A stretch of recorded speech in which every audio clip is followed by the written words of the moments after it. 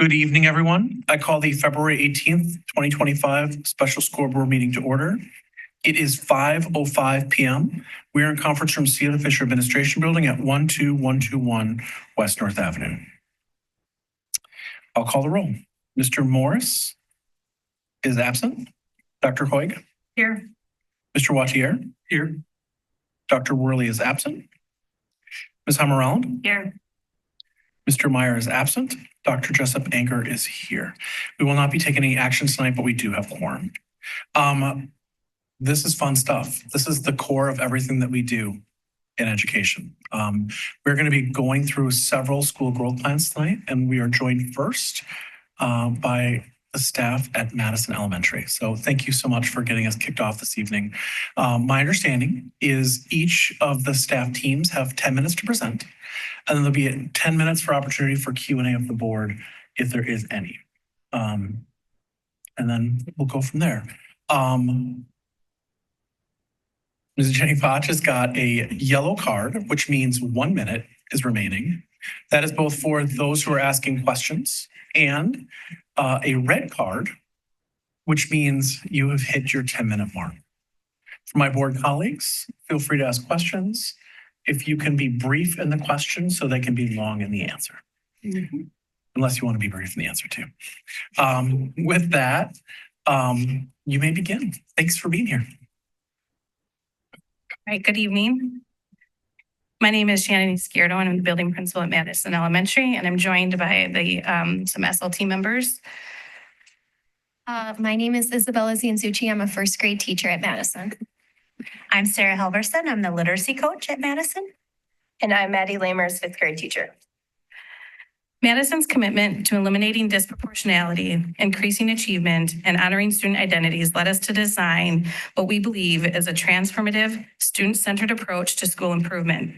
Instead of relying solely on traditional assessments, we use both quantitative achievement data and qualitative data, ensuring a balanced, equity-driven approach to measuring the student experience and success. By integrating insights from the works of street data, cultivating genius, and unearthing joy, we've grounded our process in 4 main pillars: listening to the margins, prioritizing student and family voices, especially those historically marginalized or underserved, humanizing data collection, moving from a deficit approach to asset-based thinking, and shifting power. Our school growth plan aspires to ensure that teachers, students, and families are co-creators of school transformation, not simply data points. Our problem of practice began with the identification that 33% of students that identified as Black or African American were demonstrating proficiency in reading per star. Similarly, according to our risk data ratio, our Black and African American students are 7 times more likely to receive an office discipline referral.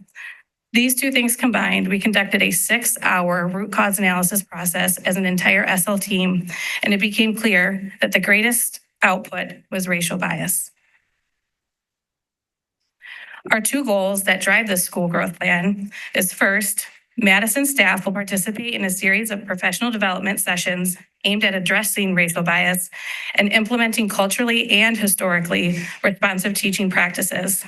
Our culture goal is centered in that Madison staff will participate in a series of professional development sessions aimed at equipping them with the necessary skills to build culturally responsive classrooms, respond to student behavior errors, and reduce disproportionality in our behavior referrals.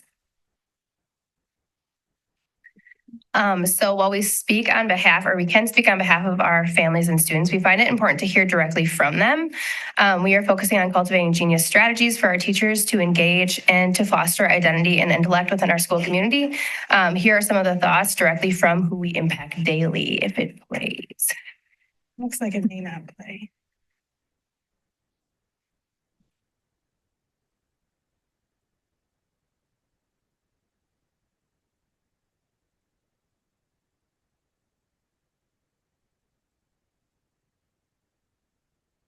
In the interest of time, we'll keep moving.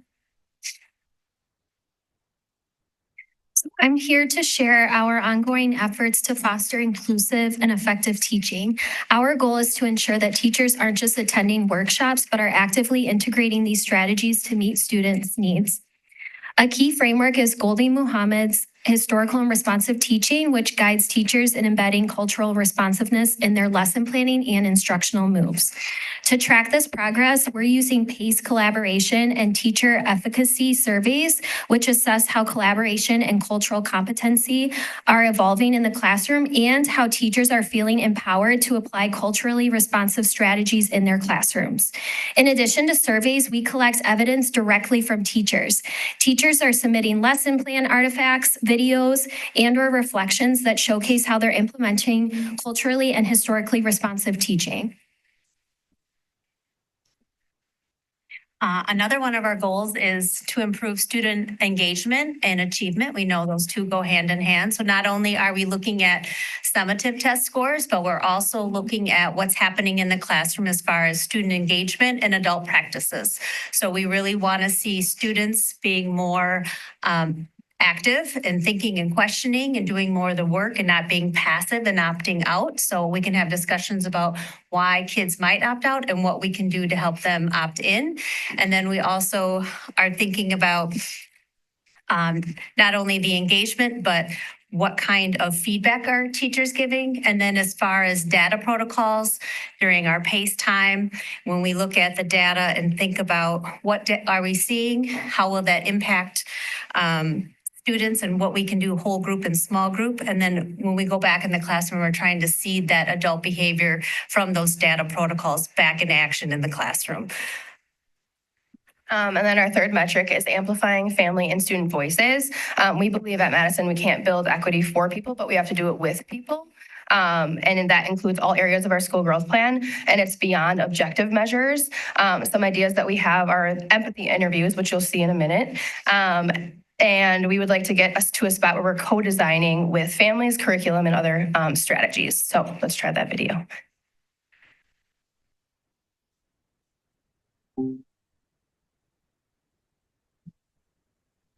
I'm most proud of how I improved my STAR test score and how I presented my military research slide to the veterans that came for breakfast.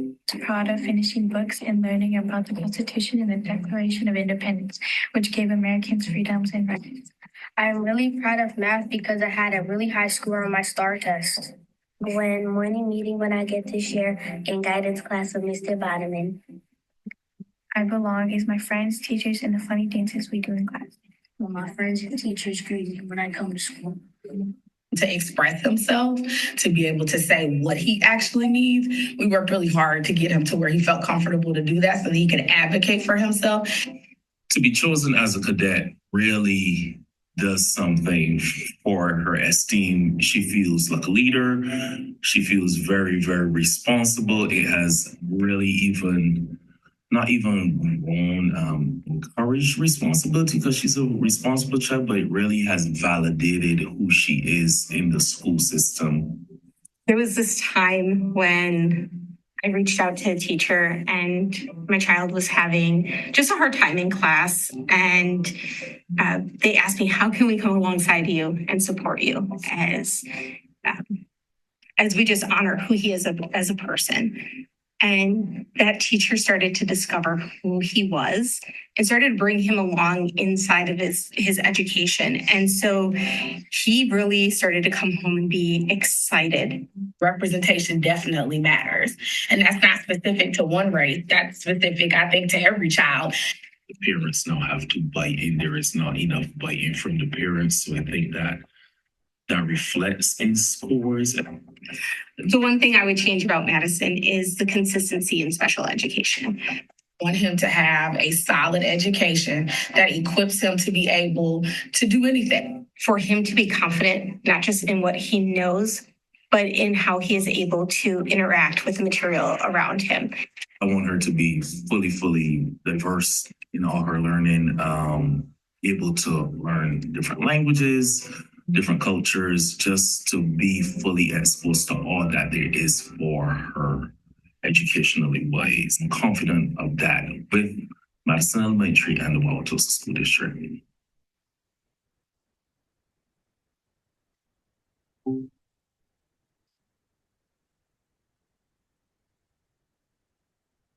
So in terms of our climate goal and behavior, our PBIS Tier 1 team meets monthly to continually discuss behavior data. We also discuss ways to continue to teach expectations throughout the year. Currently, during the first semester, 92.8% of all Madison students have 0 to 1 major and or minor behavior referral, and our attendance rate is at 95% or higher. This slide mirrors the red, green, and yellow stoplight that you see in our school growth plans. We're in the beginning stages of examining our trauma-sensitive approaches with students, and we're currently in the red stage of really analyzing the disparate data that continues to show up in our behavior referrals. And I'd quickly like to share with you some positive strides we've made so far. In the fall of 2023, only 20% of our Black students were proficient on their STAR reading assessments. And in the winter STAR assessment, 42% of our Black students are now proficient on STAR reading. We also have an after-school tutoring program called Magic Buddies, and we've increased the time for Magic Buddies and the number of sessions this year, and also ensured consistency and balance in reading and math.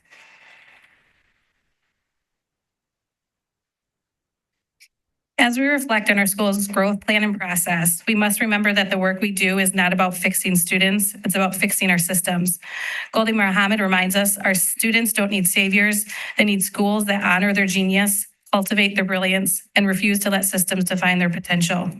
Our commitment to this vision is evident in the strategies we're implementing, the ways we're analyzing data, refining our instructional practices, and centering equity in every decision we make. The work ahead of us is not easy and sometimes is turbulent. Together as a community of educators, leaders, and families, we have the opportunity to dismantle barriers, foster meaningful change, and create a school where every child thrives, not because we save them, but because we empower them. Thank you for your time, your commitment, and your shared dedication to this important work. We look forward to continuing this work with urgency, with purpose, and most importantly, with our students at the center. Thank you. Thank you all very much. I would open the question to colleagues on the board. First, so I'm just curious. I heard the word trauma-sensitive approach. I was just wondering if you could expand upon that a little bit. Help me just understand a little bit more what that means to you. So when we have students that we know have experienced trauma, there's a set of best practices and approach to serving those students. One thing that our system is noticing is in some of the earlier stages for kids that is showing up in some challenging behaviors and making sure that we're approaching those behaviors in a trauma-sensitive approach to encourage them to continue to feel like they belong in school and not continuing harm. Thank you.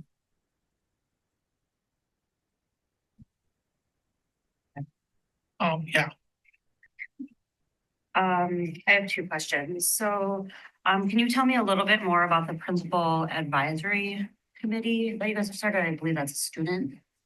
Is that a student? Yeah, so that was it on the red part of the slide that you noticed. So the goal and the aspiration is that we have a committee where there's an opportunity for students to give bi-directional feedback to myself, and then our SLT will analyze that work, and then we can implement that into our goals at Madison.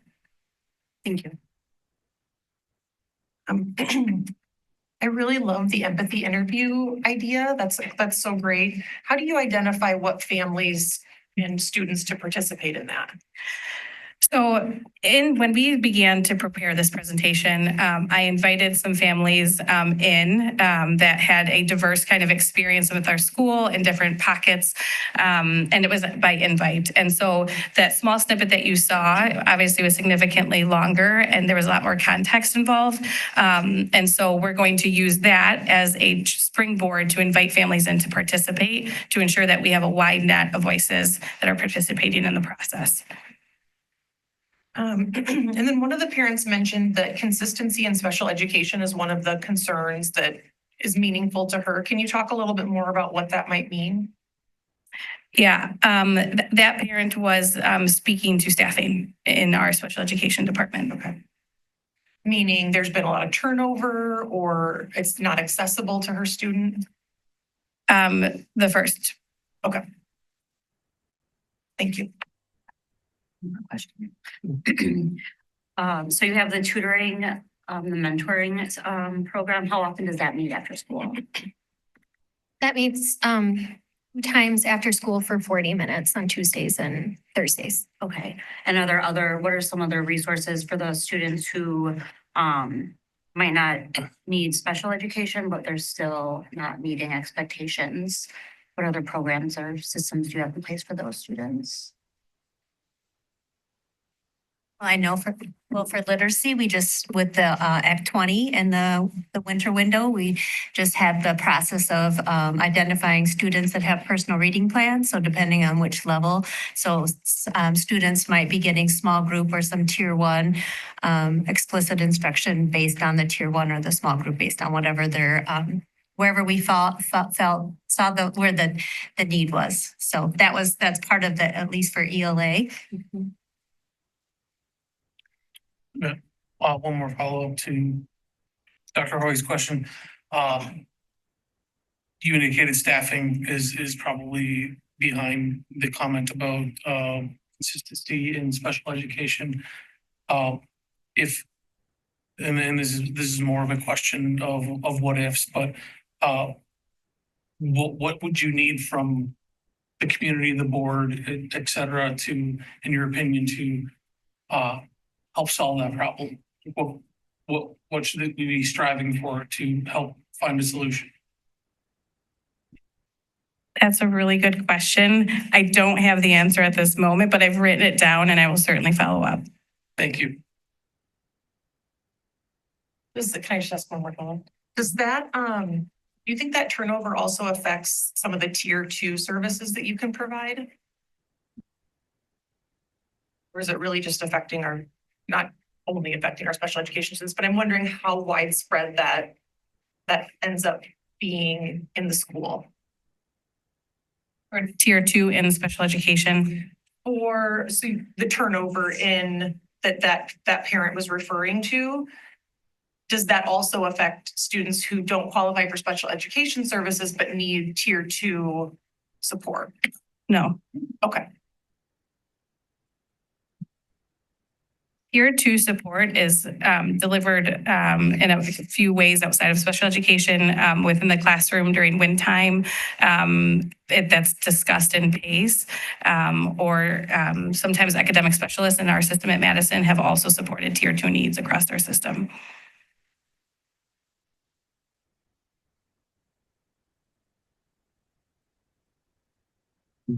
Okay. A couple questions for me. One, can comment first. Congratulations on the reading score is incredible progress. One of the things that we often hear about for folks, one of the questions I would say, a question we sometimes get is, if we are focused on equity, why aren't we focused on having high expectations and achievement for all kids? And I think embedded in a lot of what you are talking about today is, in essence, that you believe that both things should exist.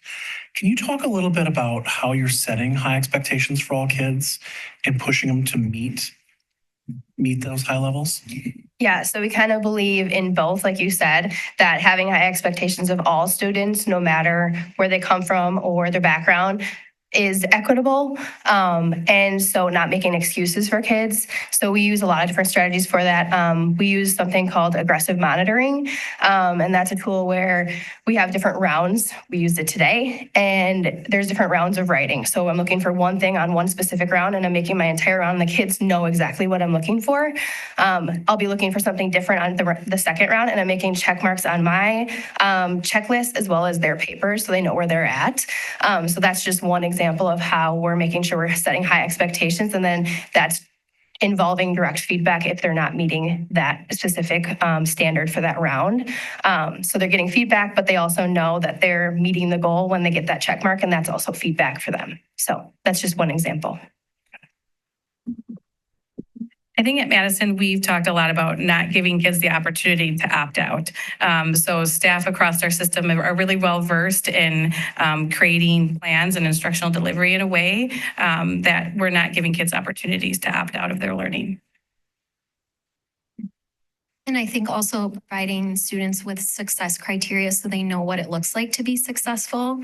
And I think that points to a data point on one of our slides that it was a student survey that was highlighting how students feel if they could be themselves if they feel like they can be themselves at school. And in the fall, 84% of our students who identified as Black or African American responded positively, feeling like they could express themselves at school. And in the winter of 2025, that number jumped to 92%. So I think just making sure kids understand what it looks like to be successful. That's awesome. Question for you all. What do you wish the board was paying more attention to with the student success data that maybe we don't talk enough, or you don't hear us talk enough about at the boardroom table? That's a really good question. For me, I believe in standardized achievement. But one thing that I often am considering and our team considers is how that impacts our students and cultivates identities of achievement, because that's important to us. And so we have drafted our plan around honoring that objective, quantifiable data, but also how can we elevate who they are as people and individuals, and in that more qualitative approach to foster, who they are completely and wholly. That's kind of a part of our philosophy of what's important when it kind of measuring the student experience. Any other thoughts? Thank you for your work. It wasn't that long ago that a previous principal of Madison took Madison to be exceeding expectations. And it seems to me that you're well on the path to being at that ranking and score and doing a lot of really other great things that are maybe a little bit harder to track, but you're articulating, and I love the videos. Mm-hmm. I think when you can see some of those things and the impact, that's some really special stuff. So thank you for your work. Thank you all.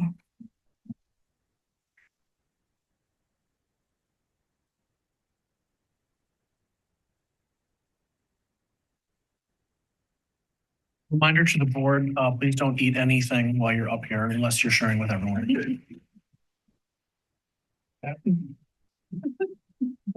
Next up will be Wauwatosa Montessori.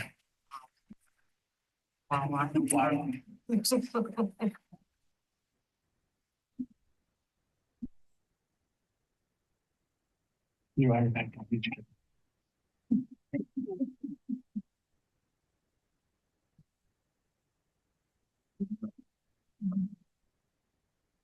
Slides. Oh, okay.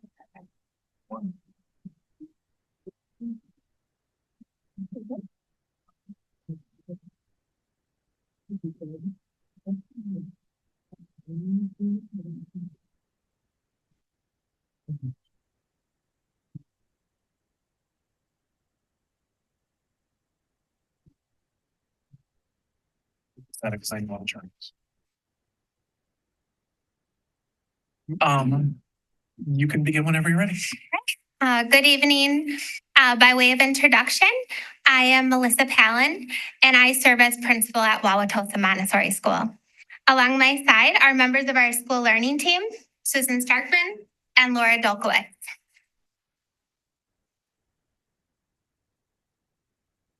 Often I am asked, why should I send my child to Wauwatosa Montessori School? There are three factors that distinguish Wauwatosa Montessori School that I will outline. One of them is the quality of Montessori education that we provide to our students. Did you know that Wauwatosa Montessori School is one of 3 Montessori schools statewide to be recognized as verified by the American Montessori Society? The American Montessori Society verifies member schools that uphold the 5 core components of quality Montessori education. As part of our school growth plan this year, which you'll hear more about in this presentation, in November of 2024, the American Montessori Society reviewed all aspects of our school, including the curriculum, governance, and facilities. And the American Montessori Society confirmed that our school met the 5 core components of a quality Montessori program. A second distinguishing factor is our high achievement. On the 2024 board exam, 100% of our 3rd through 8th grade students met or exceeded proficiency in social studies. 97% met or exceeded proficiency in science. 71% of our students met or exceeded proficiency in math, and 82.4% of our students met or exceeded proficiency in ELA. The third distinguishing factor is we are very proud of our racial and ethnic diversity. 67% of Wauwatosa Montessori School students identify as white. 16% identify as two or more races or multi-ethnic. 8% identify as Hispanic or Latino. 6% identify as Black or African American. And 3.4% of our student population identifies as Asian. In the summer of 2024, our school team came together and looked at how to grow our school further. We identified a problem in practice in math. We decided to focus strategies to improve our math growth while continuing our successful reading plan. We identified the root cause in collaboration with our team and director, LaShonda Holland, and identified the need to improve our strategic planning in PACE, addressing access to critical standards by creating formative assessments within lessons. This goal is the cornerstone to all of our work this school year.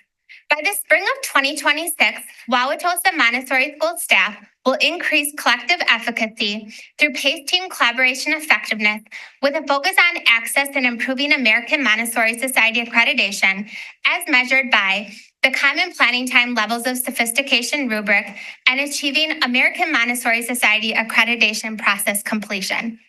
Thus, our staff will improve even further in the quality of Montessori education offered to all of our students. Looking at this school continuum, the school improvement continuum, in the 23-24 school year, our school was in the explore and engage phase as a member school. This year, as I mentioned, as part of our school growth plan, our school is now in the expect phase as we have reached verified status. As we further our work in our school growth plan, our desired result is to become a fully accredited American Montessori Society school. We identified 3 factors, 3 dispositions for our Montessori educators in order to achieve the student outcomes that we are seeking. One of those dispositions is a Montessori educator who understands and utilizes collaborative structures that emphasize access for all learners in experiencing Montessori learning aligned to standards. What are the adults going to do in order to achieve this? The adults will engage in and contribute to PACE meetings, discussing grade level standards, Montessori multimodal lessons, success strategies, and co-planning to co-serve, resulting in increased student achievement. The metrics that we're using to monitor these adult practices, including monitor PACE meetings, the agendas, to determine if they include access strategies and standards aligned Montessori lessons. Further, we are looking at growth on the teacher common planning time levels of sophistication rubric.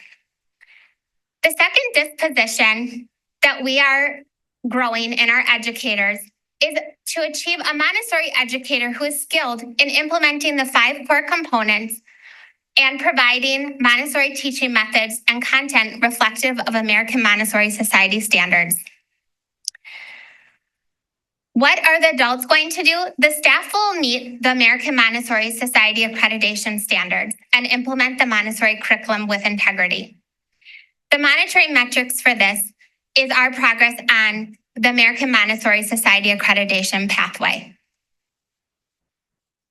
The third disposition is a Montessori educator who fosters an inclusive and welcoming school environment and classroom environment by being culturally responsive and attuned to the needs of all students. What are the adult practices to achieve this? Educators implement the Montessori curriculum with integrity by focusing on targeted levers, the targeted instructional WSD lever of access, and equity core belief number 9, namely that student performance is constantly monitored to assist educators to adjust their practices accordingly.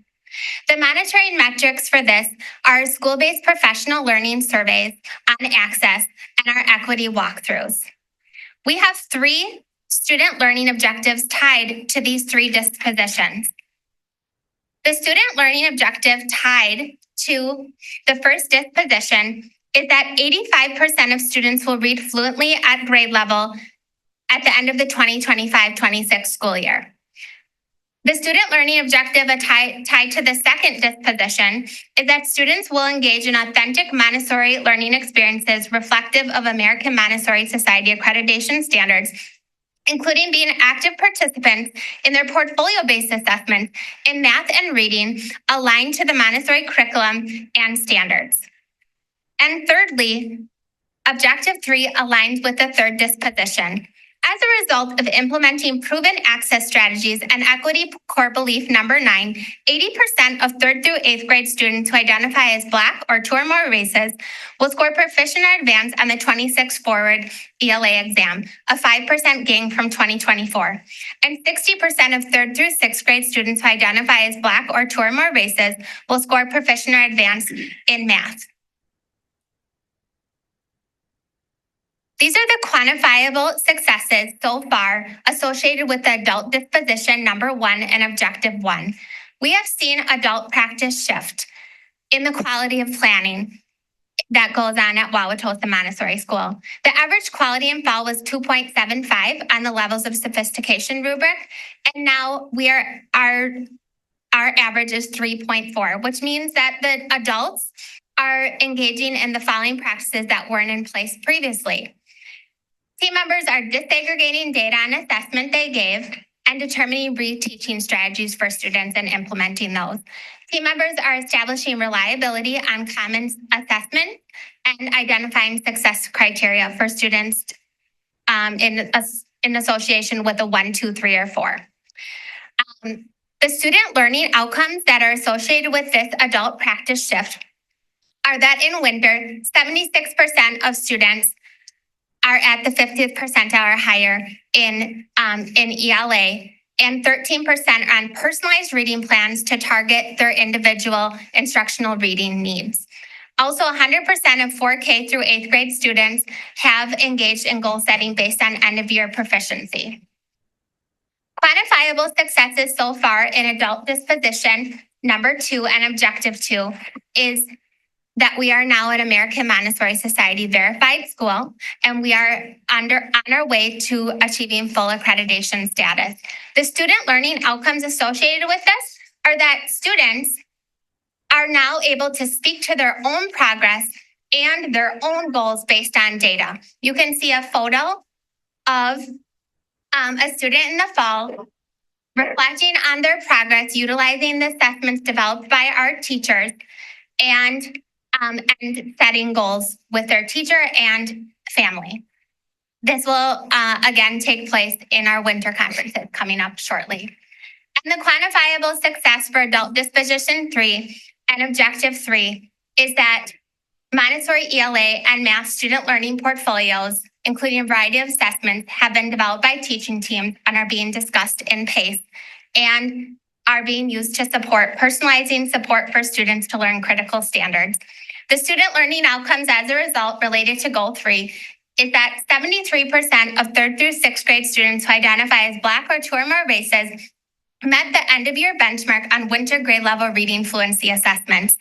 And based on the standards aligned Montessori math rubric, 67% of 3rd through 6th grade students who identify as Black or 2 or more races demonstrated end of year proficiency on fall and winter math rubrics. What's next? We will continue on the American Montessori Society accreditation pathway, staff being held accountable to implementing American Montessori Society standards, high quality planning for student learning focused on equity, access, and culture responsive practices, and continuous improvement in student learning for all. I have a handout that outlines some of the specific points that were mentioned in the presentation. And what questions might you have for our team?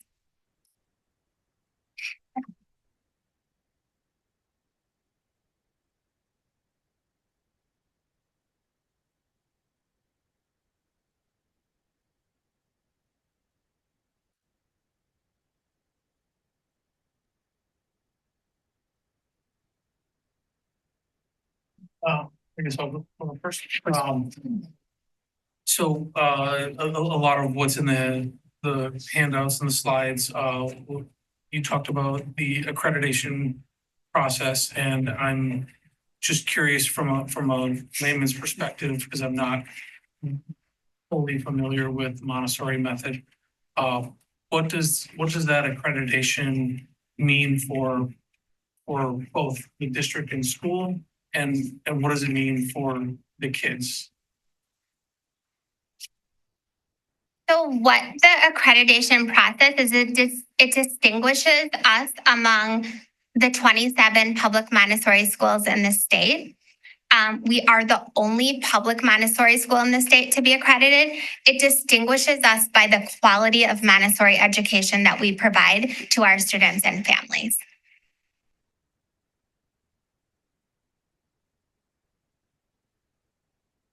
So some of the more specific details is there's 5 core components that are looked at that we had to submit for review, proof of our practices.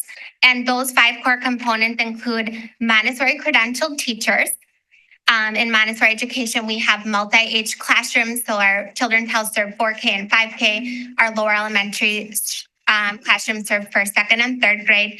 And our upper elementary serve 4th, 5th, and 6th grade in multi-age. And then our adolescent program serves 7th and 8th. And so the teachers need to be properly credentialed. 85% of our teachers need to be properly credentialed and plans for 100% in order to achieve accreditation. Secondly, we need to show proof that our classrooms provide uninterrupted work periods to students, child-directed work, those multi-age classrooms, and the use of Montessori materials and prepared environments. So our Montessori classrooms offer that full complement of Montessori materials and all of those 5 core components that we just described as verified by the American Montessori Society. Thank you. You're welcome. Second question, and this is just more of a hypothetical, or it's an opinion-based question. The Montessori schools are only K-8 school, correct? Yes, we are the only 4K through 8th grade school In in the district. Right. So I guess my question is just kind of related to what is your overall take is with firsthand experience of having the 6th, 7th, and 8th grade in the same building, and like what do you feel are either the strengths or weaknesses of that versus what is typical throughout the rest of the district? Wouldn't have it any other way. So our adolescent program, students serve as leaders in our school. They run a company, Adolescent Program Incorporated. They serve the community. And within the school environment, again, I just wouldn't have it any other way. It's where our 7th and 8th graders belong. Book buddies. Book buddies, would you like to talk a little bit about the book buddy process?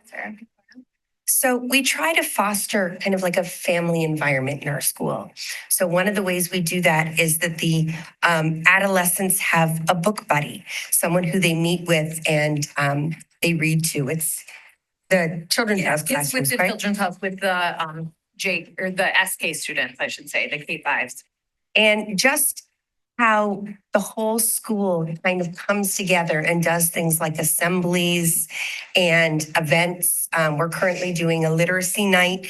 It feels very much like a family, and where the older ones are setting that kind of role model for the youngers, and it helps them develop positive leadership skills, and it gives those younger students someone to look up to.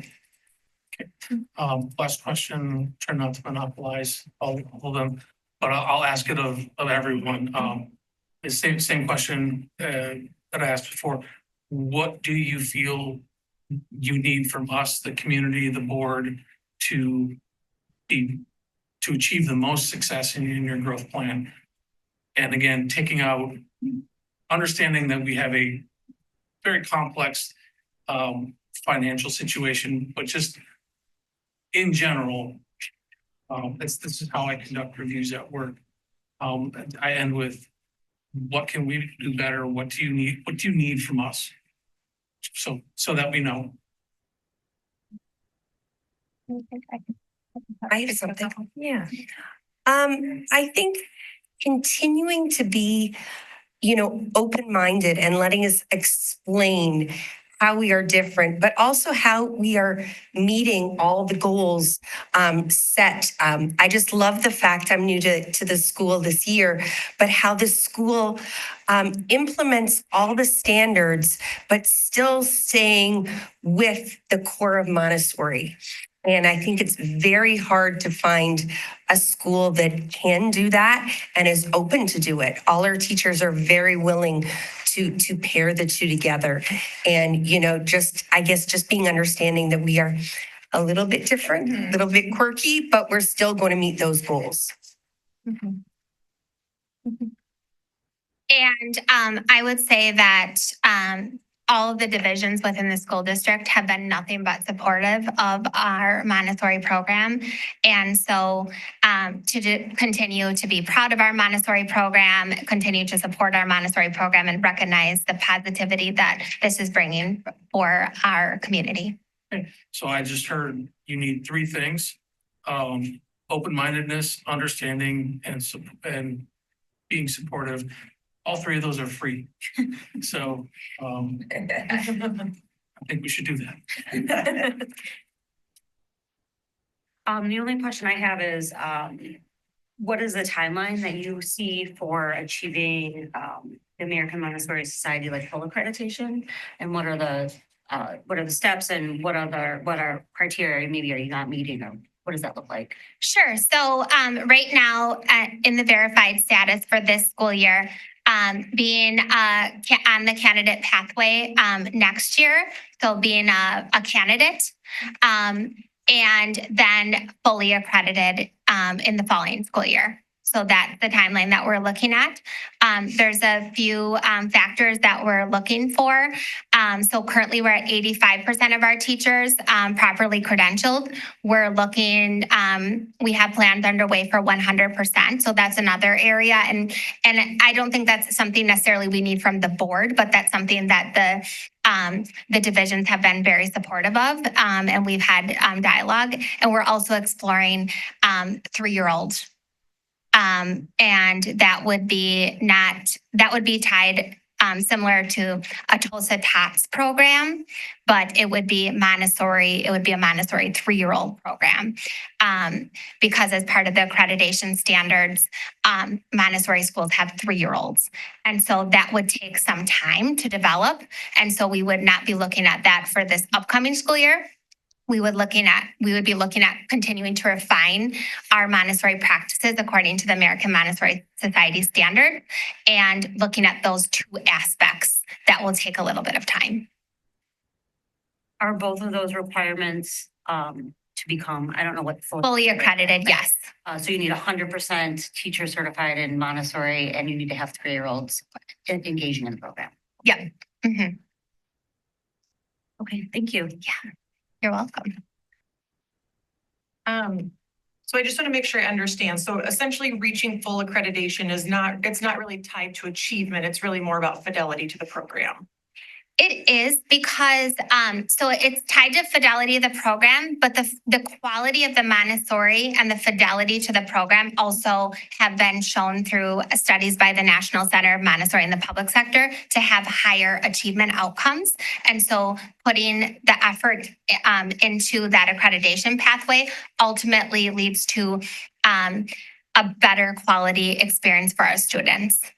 And I would just add, to further refinement of meeting those American Montessori Society standards as that other piece to full accreditation. So our staff have been actively engaging in that work. And then your equity goal is focused specifically on Black and multi-ethnic students, but it's you have a really small sample that you're looking at. So it makes it hard to like be able to identify change. Like one person changing can really like skew the results dramatically because it's such a small sample. Do you know, because you're looking at forward exams, is there a reason you chose forward over like STAR, where we could get STAR data for like a larger number of students? Because you just have 3rd to 6th grade, which is a really, again, small number when you have such a small number of multi-ethnic students anyway. Sure. So so first, just for a point of clarity, the diversity of the Wauwatosa Montessori School students we are more diverse in our population than the city of Wauwatosa.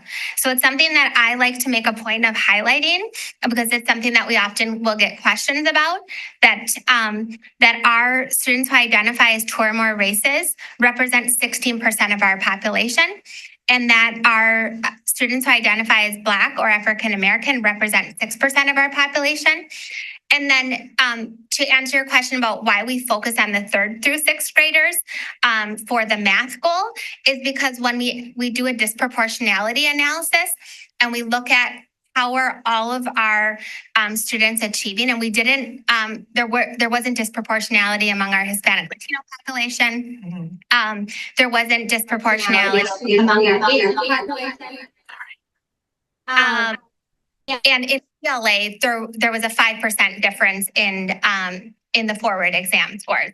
But in math, for 3rd through 6th grade students, we did identify disproportionality, and that's why we did a laser focus for the 3rd through 6th grade students.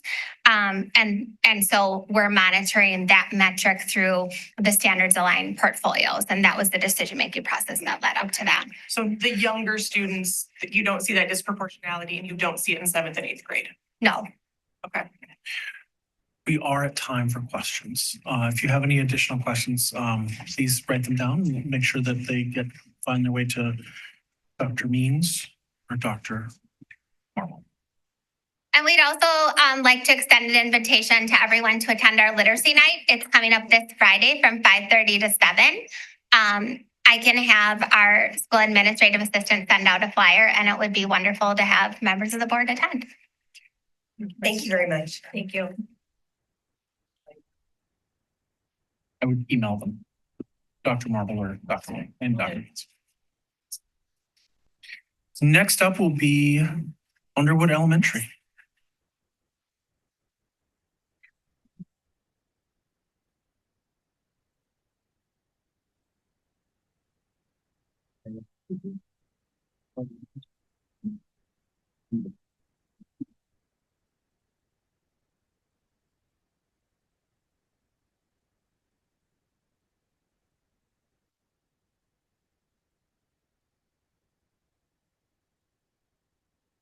Ready? Okay. So I'm Tahir Abdamala. I'm the principal at Underwood. And I just, every time I start out one of these things, whether it's an impact session with our district leadership team or anybody, our PTO, I just want to acknowledge that our staff at Underwood is just working so hard. They're working so hard and they're trying to make the shift. And some of the things we're going to talk about today, some of the growth we've seen is not possible without them and then grounding into that process. So to kind of understand where we were and where we're going is part of our story at Underwood. I think that there's a narrative around our school and to talk about where we were, creating systems and getting to the point of being able to actually teach inside of a school building is something that we really found in ourselves. So what we did was we leaned into Wisconsin Department of Instruction has the Inclusive Learning Community Practice Profile. And in that, there's a criterion around co-planning and co-teaching. And within that, our SLT last spring really dove into what are we doing? The data we're seeing is that our students, particularly students with disabilities, were not making the same and equitable growth as their peers. So what we did was we really grounded in this criterion, this specific criterion within 1B of that profile to say that we as educators, how are we using data to make decision-making purposes to like plan, monitor, adjust, and evaluate the impact of teaching learning strategies, and clean interventions. And why we landed on this was really impactful because this spans beyond just the academic piece. It talks about the social and emotional piece that's really important to all of our students. So from there, we grounded in a root cause analysis, looking at some themes that really emerged from that. And once again, re-landing on that process that concept of data analysis and action. How are we using data? How are we using student evidence from an academic and social lens to put in place as adults the best practices for kids? So from that root cause, we grounded in this goal. Our first goal is around academics and disproportionality. The two have to work in tandem. And while we have the Honor School Growth Plan online, there's a number of metrics that are available to view. However, to get to our end goal, we have to talk about where we're at right now. And I think this is the first year, the adult behavior that we've really been looking at is through the consistent monitoring of schedules. We know that students are getting the allocated time and they're getting the allocated instructional minutes that have been directed by the Department of Academic Performance that have been indicated to show that that's what the universal instruction needs.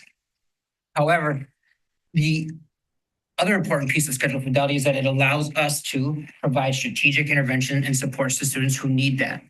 So we are very fortunate to be staffed in a way that we have academic specialists and full-time social emotional specialists, full-time social worker, and those folks can push into the classrooms because we know that the universal block, when the universal block is happening. Because inequity is when we're taking away that universal instruction for all students and to provide a tier 2 support. So by monitoring the adult practice of schedule fidelity and schedule maintenance, as funny as folks find that to be sometimes, that is the important thing to do because we know that the students are getting that access. So that's what we monitored the first trimester. As we kind of move into the next steps here, what we're looking at now is now that the trains are at the station or we're at the gym, what are we doing there? And I think now we're going to start using data and driving some of that data to have conversations around outcomes for students, using student evidence of learning and making those in the moments. Because when you're making decisions about student learning after the Common Sum Assessment, it's too late and the inequity continues to grow. So what we've done is, this is just one of the metrics we use. And what's really nice is we talk about our target group. And from our target group, we talk about our female students because our female students are not making equitable progress in math in comparison to their male students. Our students identify as male. And specifically within those female students, within that target group, Black or African American female students, we also identified in past years have not made equitable progress to equitable progress in math outcomes in accordance with their peers. And then the next two, we talk about Underwood in total, and we talk about the students that in the fall, according to STAR, the number of students that were proficient. So we had 117 students that were not demonstrating proficiency in math according to the fall screening. And then you can see in the winter, we can't say that the schedule fidelity is the correlating factor to that, but we know that we're able to provide either that instructional opportunity, that fidelity piece, and or providing that intervention to do that. So what we've seen is that this is how are we going to take this information now and put that into effect by making purposeful planning for students. So this is just one metric we're using to monitor, because we know that in order to close the achievement gap for students, focusing on that target group is that indicator that's going to do that for us. Because we know if that group is growing, then we know that every other student at Underwood in theory would be growing as well. So just this kind of looks over time. I tell you, Underwood's a fascinating story. But over time, you've seen that we have seen an increase in achievement for students, and we have seen a decrease in students that are in the lower quartile of achievement. And we're starting to see students developing more of their skills. So as we start looking at systematic shift, we're starting to look at some of the structures and systems we have in place to do that. So this is just a timeline over where we've been. And one of the instances that we can allocate to this is our win time. I think at Underwood, we have a very unique opportunity in how we schedule. Once again, schedule fidelity. We have our K1, 2, 3, and 4, 5 STEM.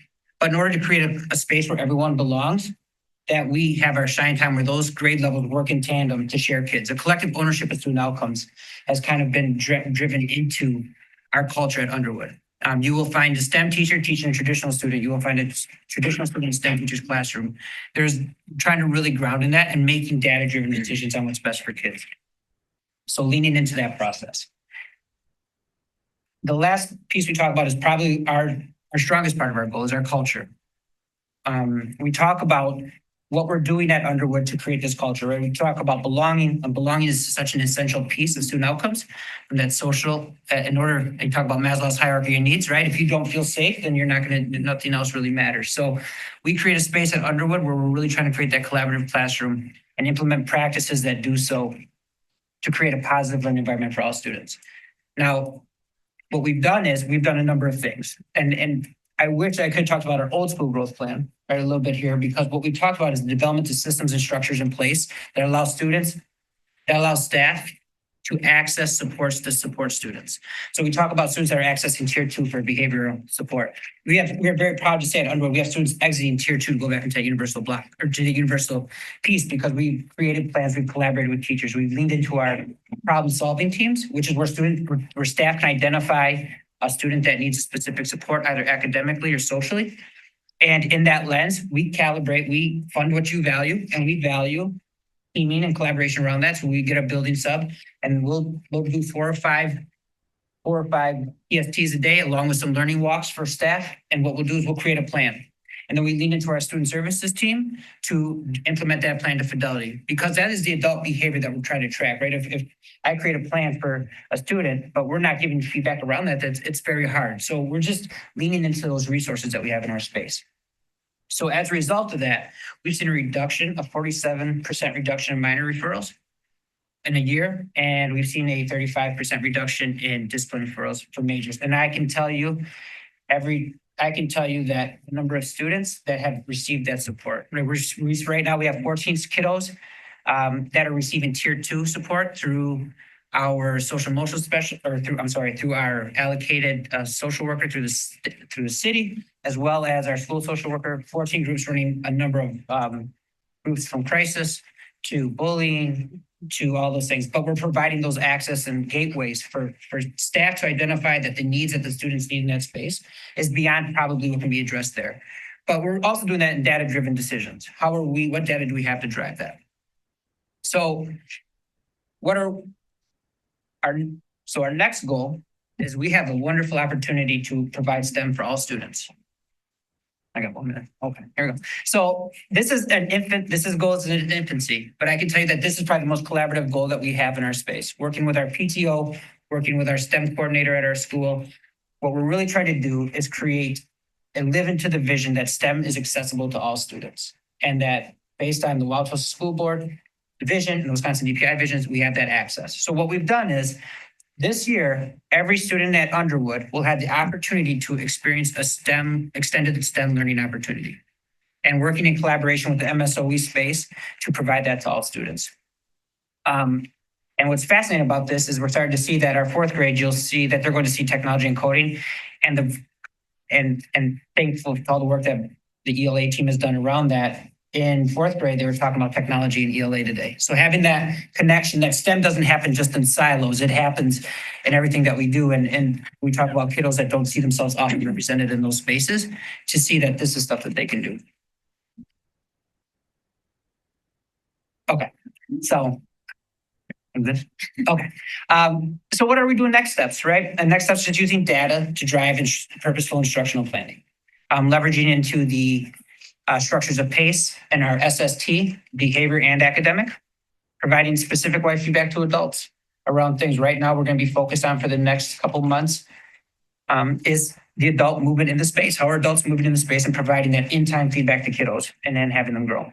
And then for goal 2, looking at adult behavior patterns around discipline referrals, trying to tease out some of that bias, because next year that'll be the work we lean into, is how are we having some of these bias in our ODRs, and then continuing to lean into the dispro that exists in our space around our students of color, our students with disabilities are actually written at a higher rate than any other student group. So like starting to monitor that and what's that look like, and providing the student services team to support them there. And last, for STEM, just continuing to engage in community-based partnerships and developing our STEM-wide school events. So I will use some time. Okay. Dr. Worley, if you'd like to start, since we didn't get to you in the last round. Otherwise, I can head over to their side.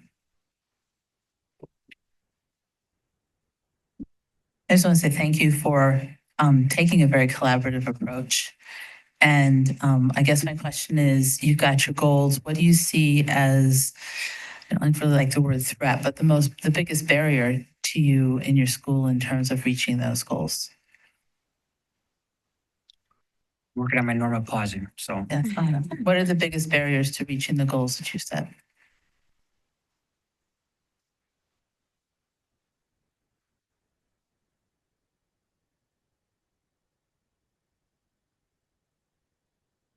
I think it's leaning into the uncomfortability that's about to come. I think that we've gone from, where we've gone to good. Right now, we're going to try to go from good to great. And I think going from good to great provides a number of threats.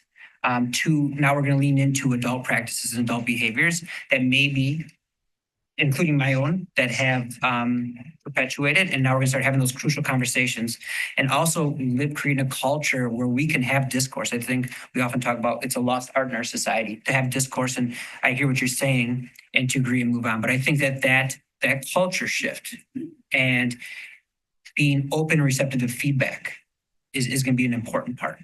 And the biggest threat probably in creating a culture that allows that to happen. Thank you. Mm-hmm.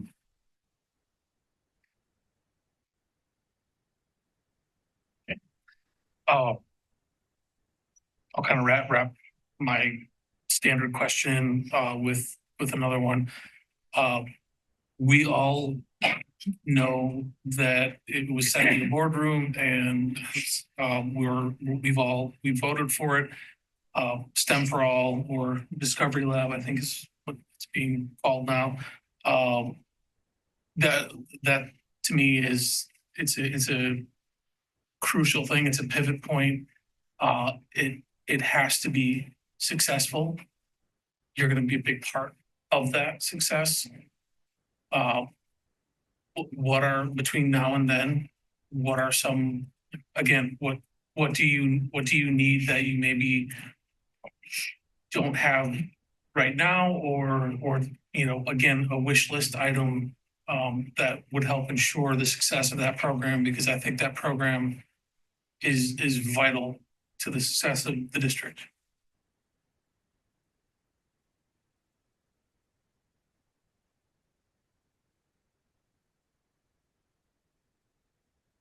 There's parts of that question I can answer, and then there's parts I'm going to have to take back to my team. I think that we have we have a very strong team, not just at Underwood, but as a district. Their district has been absolutely amazing in providing those resources and doing that. I think what's going to be essential is that we elevate the work of an equity mindset around STEM instruction for all students. We have to put that in there. We have to create that narrative, because without that narrative, it'll be created by it will be created that it's not for everybody. So I think that if you're asking from what we're doing, it would be what I would ask is that we continue to elevate the strong practices and what does that really mean for folks? What does that mean for kids? Mm-hmm. And then as to what I need, I'd have to probably take that back, but I can definitely follow up with you regarding that. Happy to take the feedback. And so if I heard you right, I think again, the making sure equity mindset is there for the students, the staff, the parents, everybody involved, that this is something for everybody. That's what I heard that you think will be key and what we need. And again, that's something that's free. So and to add on to that, to demonstrate how STEM doesn't just live in a silo. Right, I think that's going to be important. You talk about STEM, you talk about STEAM, right? You talk about art. You look at Underwood, and you look at how we're trying to embed that into art and things like that. I think that the understanding of that exists in multiple spaces for kids.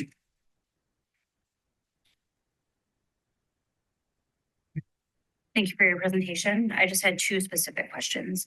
You identified female students, especially those who identify as Black or Brown. that they're your target group in math. Are they your target group in other metrics? Like, are they being referred to the office more frequently, or is it specifically just math? That's the target group. Yeah, so I can explain the target group a little bit better. So what happens is the Wisconsin Department of Instruction through WSD gives us a pre-identified target group. But what happens is in WISE, it only identifies the students that are eligible for forward. So we're not able to have those early warning indicators for kiddos that are in first, second, third, fourth, or fifth. So what happened was we created an internal metric in alignment with that and said, okay, so if a child is flagged in not meeting proficiency in math, then we know that that's going to be a child that's in our target group. So if you look at the WISE, if you looked at WISE itself and pulled that target group, it would be a lot smaller, but we added to it because we believe in early intervention and accessing kiddos where they are. And for the students, for female students of color, we just kept distilling it down. Like, what do we keep seeing? We keep seeing that our female students, our Black and brown students, they do score, they're less likely to score proficiency than their peers. And so what specific supports is that target group receiving in math? So what we've done is now we've been hyper-focused on math. So we've been able to bring in Georgia Numeracy Project, which is part of our SHINE, which is our WIN. So we call it SHINE, but it's the WIN. It's essentially the same thing. But what we have now is we're able to provide multiple avenues of access for students. So for example, we talk about 2-3. We have students that fall into groups 3, 4, and 5. Groups 3 and 4. So they're able to target more kiddos. So like we have a student in third grade or in second grade who would benefit from being in a third grade SHINE. So we're really trying to create that collective ownership. So to say that every child in that target group is getting specific something during SHINE, I can't say that right now. I don't have that in front of me, but I know that there's been a dedicated effort to attack that. And I'm sorry, I don't know what WIN stands for. It's like what I need now. Okay. So it's a 30-minute block within our day. And what we've done at Underwood and 2, 3, and 4, 5 is we've used that so if a child has been identified by Act 20 for PRP, they'll receive that. And then if a child's not receiving PRPs through Act 20, and then they've qualified as being a student who would benefit from math, they're receiving math during that time. So it's like individualized lessons or small group. Yeah, small group. Yep. So that's what we're aiming for. So I think the largest group, I was in 2, 3 yesterday, they were discussing it. And we had to make some hard decisions because research shows small group 6 is ideal state. But yeah, so I think that it's about 6 is the largest they have. My last question. So you talked a lot about focusing on adult behaviors next school year. So will that mean looking and seeing if there are specific staff members who are showing more bias in the students that they are referring? Yeah, and I think that comes to the question asked earlier around the threat or like the biggest obstacle, and it's going to have to sit with that discomfort. I think we're getting to a point where we're very fortunate to have not a lot of attrition in our staff at Underwood. And we're able to create a space. Now, I think there's some collegiality and some of those hard conversations can happen. And definitely, though, anytime you talk about bias or implicit bias or explicit bias, like it's going to be uncomfortable. And I think that's where we're leaning into next. Thank you. So I know your culture goal is not specifically around this topic, but it's obviously a big change that's going to be coming, which is that USTEM will be kind of integrating into the rest of Underwood. Do you have thoughts about how that will affect your culture and whether that's a specific area that will need some focus in the next couple of years? So when I first got to Underwood, STEM used to be on one floor. So STEM used to be on one floor. No longer is STEM in one floor, so it's integrated. And what we've tried to do is over time break down those barriers around otherness that exist in that space. So like I said, during SHINE, STEM teachers will have traditional students in their spaces and vice versa. Do I think that there could be some reservation or some pushing? I think there could be, but what we've done is we've really tried to, because that was a big thing when I came on, was that how do we create that community from that separate space? So that was it. I do think there could be some conversations, but I'm confident in my PTO, I'm confident in my teachers, I'm confident in my colleagues and my district leadership that I will be able to navigate those conversations and ground in ourselves in equity and access for all students.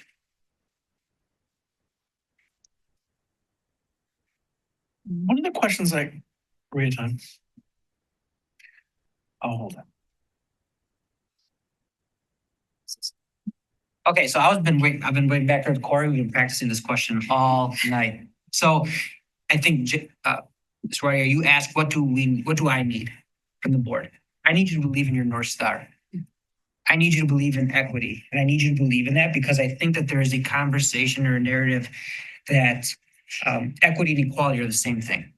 And what we really need is equity and equality, understanding that you may need, that's two very different things. So continue grounding in that and allowing us to do the work, I think is what we need. So thank you. Thank you. I like that you're all practicing that. Yeah, Corey. Well, Corey.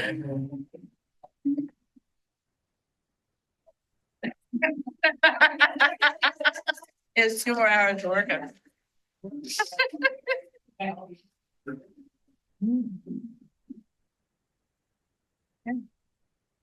You go.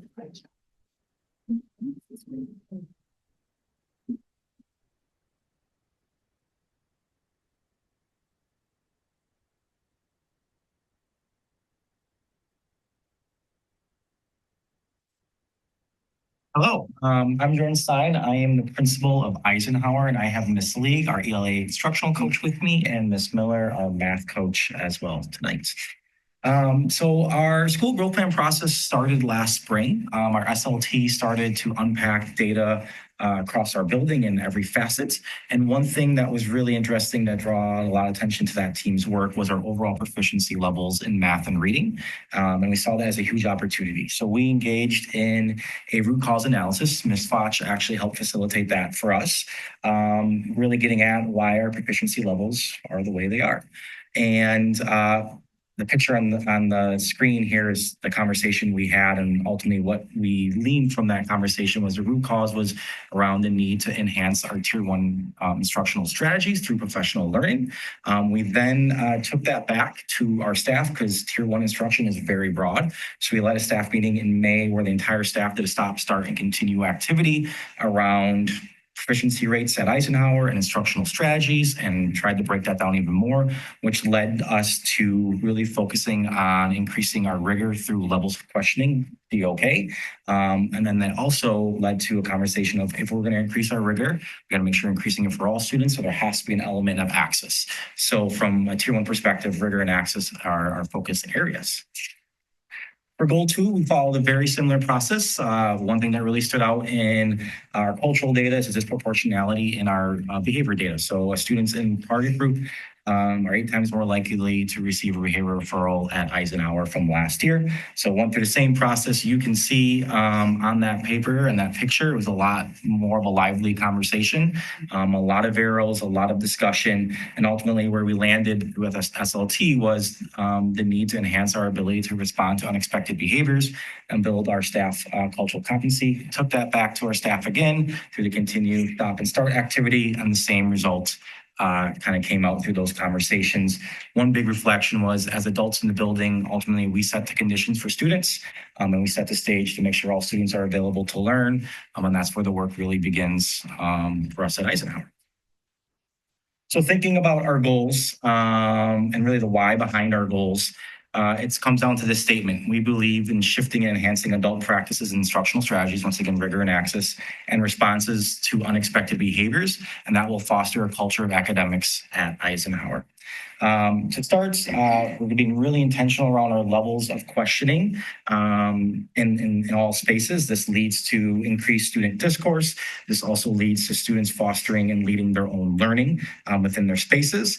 But it's important to recognize it goes beyond that. Like I mentioned, it's all about creating access for all students. And this is where PACE comes in. We are starting to monitor our adult actions in PACE and shifting the conversations toward the use of data, what instructional strategies are we going to use in relation to that data, and ultimately how and when are we going to ask questions in lessons. It's one thing just to ask a question. We have to be really, really intentional about that.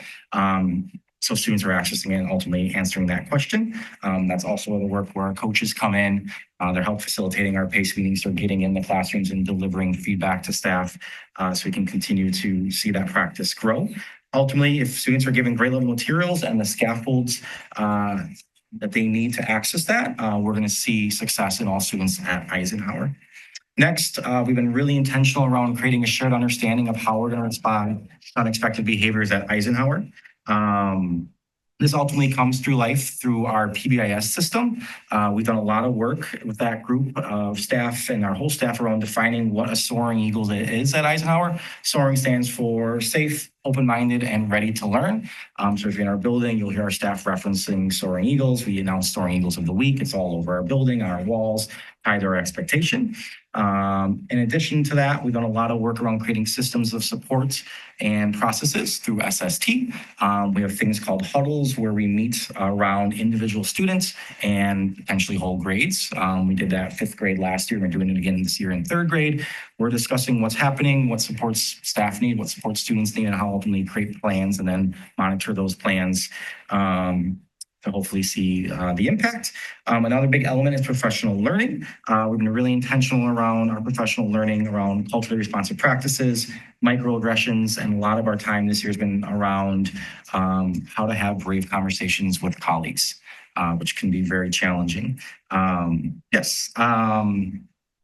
Ultimately, our monitoring metrics, the why behind these monitoring metrics are 1, they're easily observable. I can go in the classrooms and see them. And 2, they're all about adult actions. So when I do observations and walkthroughs, I track what questions are asked. I have a Google form and then collect data on that. We are monitoring PACE agendas. We are monitoring what part of the cycle PACE meetings are spending their time in, and ultimately who is at the table. We want to create access. Our EML teacher needs to be present. Our special education teacher needs to be present.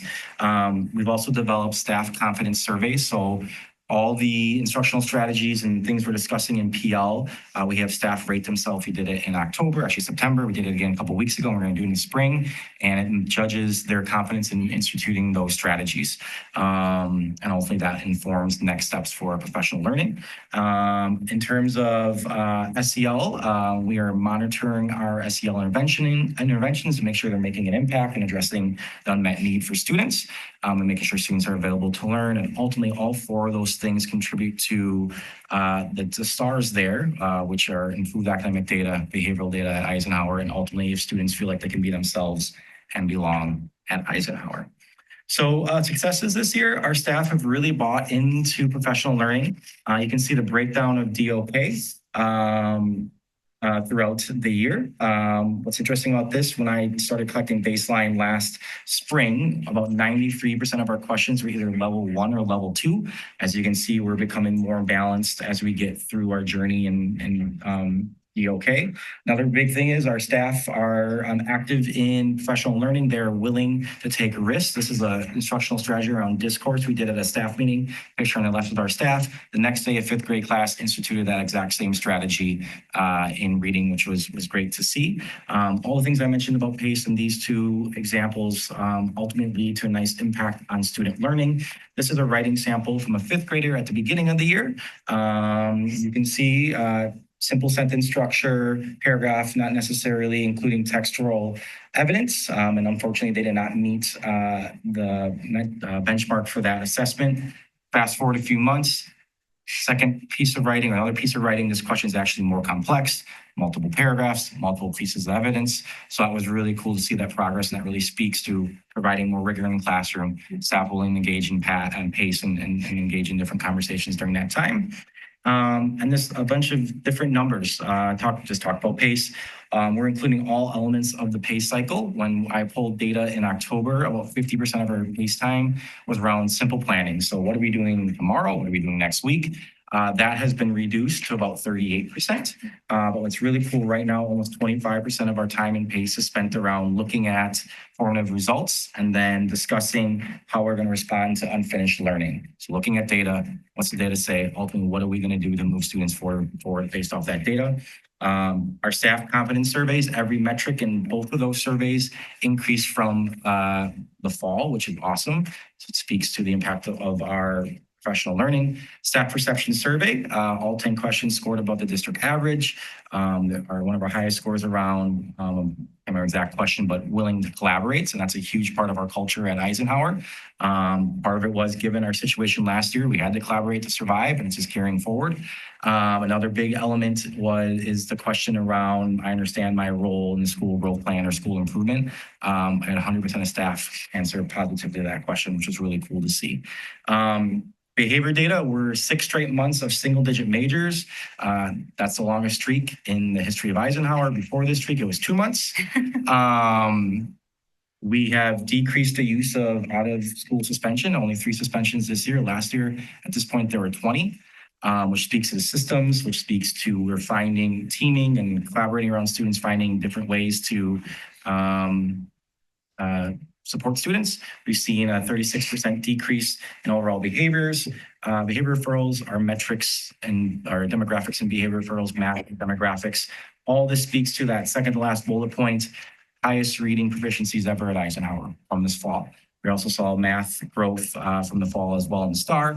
And students are noticing this impact as well. Survey question, I regularly participate in classroom discussions, increased 10% from the fall, which speaks directly to DOK. If we're asking higher level questions, there's more discourse taking place. And where we're heading next with Benchmark, we're going to be really intentional around Tier 1 instructional small groups. As a former special ed teacher, the conversation around creating access but ensuring rigor is constant. And it's a challenging skill. So professional learning for March and April is tied to that skill. We're continuing to refine our behavioral SST process and making sure we have addressing internalizing behaviors. So those behaviors might not show up in a behavior referral. But a kid might be withdrawn and not engaging in learning. So how are we supporting those learners? One element that's fascinating about Eisenhower is we have a very transient population. Only 45% of our 4th and 5th graders were at Eisenhower in senior kindergarten. So you're more likely to leave Eisenhower than stay. So finding ways to best support students who are new to Eisenhower is something that we're trying to uncover. We're going to engage in SLT instructional walkthroughs this spring to just get people out in others' classrooms, which will ultimately pave way to peer observations next year, and then also inform some of the work we do with SLT this summer. We're doing some problem-solving conversations at staff meetings. So staff bring a dilemma they have. We have a protocol around unpacking your dilemma with 2 different colleagues and ultimately problem-solving whatever it is. And then we also applied for a restorative practices grant through the DOJ a couple weeks ago. If we're given that grant, our entire staff will be trained in restorative practices next school year. So that is where we are headed. What questions might you have?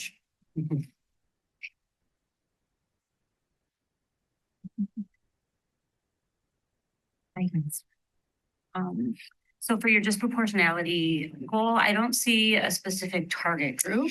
Yeah, so I listed it as a target group, but it's identified students who are identified Black and African American. Yep. Kudos to the numbers that you shared are very impressive in your growth in math and reading. And your staff perceptions, actually, that's very impressive. And behavioral referrals also super impressive. Oh, that was my question. It looks like less students in the winter of 2025 said that they felt like they could be themselves at school. Yes. So it's so as a district, we look at 4th and 5th graders. I also have our 2nd and 3rd graders take it, and I compile all of it.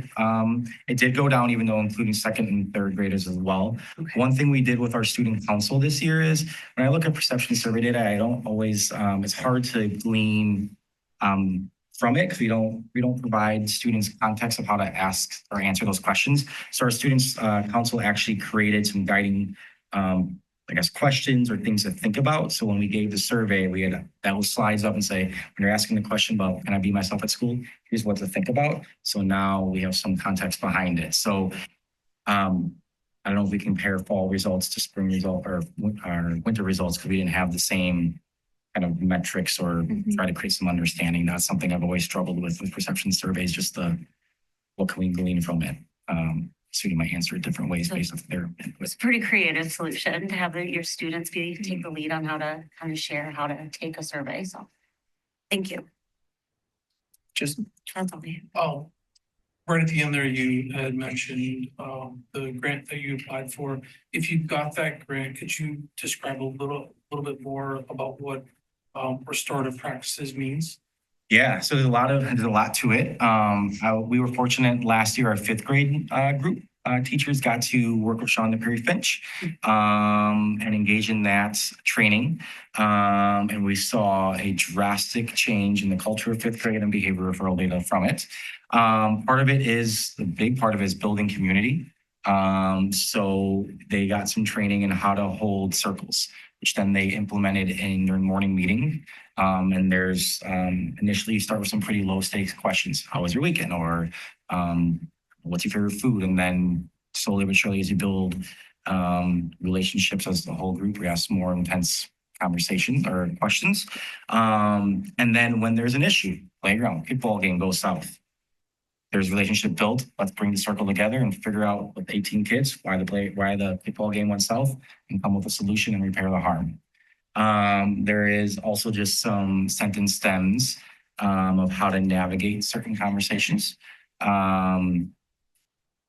Like any elementary school, things pop up and we have to repair harm. Sometimes we have to repair harm adult between adults. And that will give us sentence stems, a common understanding of how we can approach these conversations. One element of that as well would be coaching from Ms. Perry Finch. So when an issue happens, we could call her in and have her work with us through that situation if we feel we're not fully set in our skill set to navigate whatever situation that might be. Okay. And if you don't get that grant, because that all sounds extremely important to me. If you don't get that grant, do we have?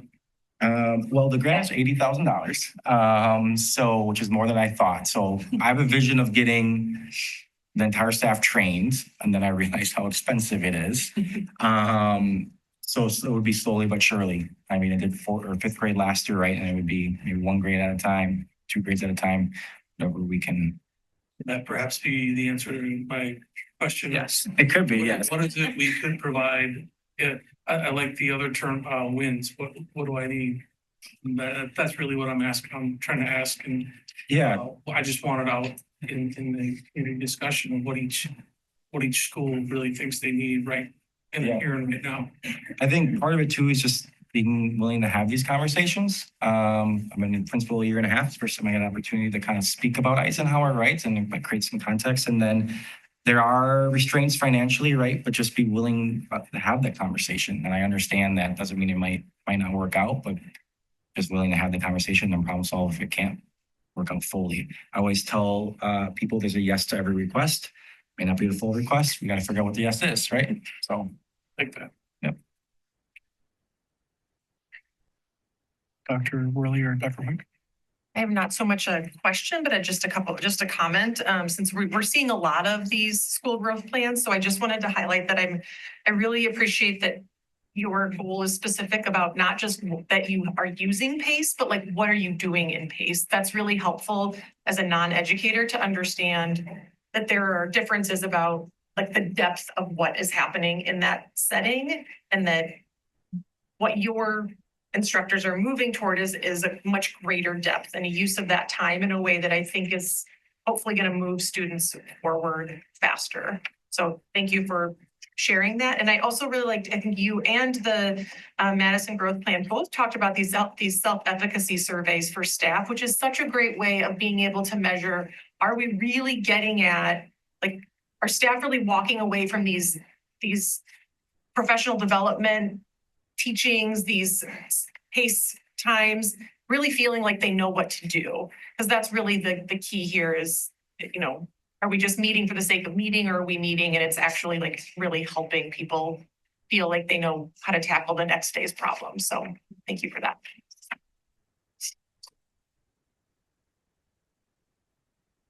So thank you for all the work you're doing, first of all. And I'm glad to hear another school's going for a restorative practices grant. That's very exciting. Especially one that's going to feed into Whitman where they're doing similar work right now. You mentioned the fact that your student body, as you're studying it, is not in the school for very long. What do you hope to do with that if that were to continue? And I'm particularly thinking about the boundary line change that we're also talking about and how you might be preparing for the impact that that could have in your school and more space potentially, but again, a change to the members of your community. Yeah, so this, we always kind of knew we had a transient population, but never really dug into the real numbers until recently, given Ames Web and then students who triggered for PRP. It was interesting, so it made me start digging deeper. Had a conversation with Dr. Marble about how do we grow staff's capacity in certain areas. One thing is we had 13 kids enroll in 1 week in December, right? So how do we get a snapshot of a student right away, while also being mindful of, like, last thing we want to do is assess kids when they start at Eisenhower, so that we can inform our instruction. So there's a math training, AVMR, that we're looking into to get our staff trained. That allows them to assess, and there's also kind of next steps with it. So Ms. Miller and I have had some conversations of what that might look like and that might cost. Yep. Another thing is I've talked to Ms. Fotch and Dr. Marble about, we have a pretty built out as a system, a tier 3 intervention process. One of the barriers is you have to qualify cycle 1 essentially right away in the year. At Eisenhower, we know we're going to have somewhere between 20 to maybe 30 kids enroll after that. And if we know a student based off data from the previous school, data we picked up with them here, and might qualify for a tier 3 intervention. Right now, student enrolled in November, we would have to wait to February 3rd to start that. So how do we create on-ramps into that system? Also being mindful of capacity, right? Our 2 academic specialists have large caseloads, they're working very hard. So those conversations are starting. Like I said, it's been a discovery in the last 2 or 3 weeks. Yeah, because I was going to say part of what I'm interested in is cross tabulating that data to the places where those students are they struggling with academics and with behavior, which are often that transition time. I don't know if it's still approximately 6 months that it takes for a student to adapt fully to a new school or environment, but just trying to understand how this much. It's a really important data point that you've dug up, and I think something to dig into. I would encourage that, but also to figure out how Eisenhower can kind of lead the way on how we as a district respond to that. So exactly what you're describing is we try to shorten that time period in which the student starts to adjust. How do we put those supports in place? I think that's really important for all of our schools, but I really appreciate that you're starting to look at that in Eisenhower where we have some clear impact happening. And it's interesting, you saw overlapped the academic data, students who recently enrolled versus behavior data. There's not a lot of students who enrolled after the start of the year and not in our behavior referrals. It's really interesting. So right now we've done a lot of conversations around the academics, not the behavior, because the data is showing right now. Need. Just a few quick comments for me because they flashed me the red card. One, congratulations on laying a foundation over the last 18 to 20 months. And building upon that foundation, the growth scores are impressive in terms of STAR and achievement. The question I wanted to ask Underwood, and I also had it on my mind with Madison and with you all, is what might we do to further enhance? So I'm curious about, I know Madison's got the tutoring program. Where might we utilize community supports in doing that type of program? And I'm always curious about year-round school. And particularly when we see some of the lag in growth, in the slide and how the slide impacts different schools in different ways. What, I don't, there's a leap there. Dr. Means isn't here, so I feel like I can ask this question. What might summer look like if we utilized it differently? And if it wasn't year-round school, where do we capture learning and help those students who aren't at or beyond grade level or reaching their potential? How do we leverage summer in ways that we haven't before? And I would love to hear some thinking on that or some pilots done in some creative, interesting ways. And I know there's summer staffing challenges and financial challenges, but I would love, I feel like we've got this 2.5 month window where we've got something that we could leverage there. Thank you all very much. Thank you.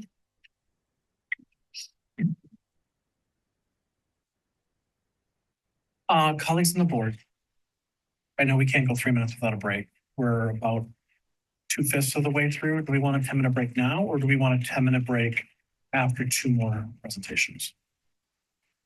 Okay, let's go with 2 more presentations and then we'll do a 10-minute break for the board.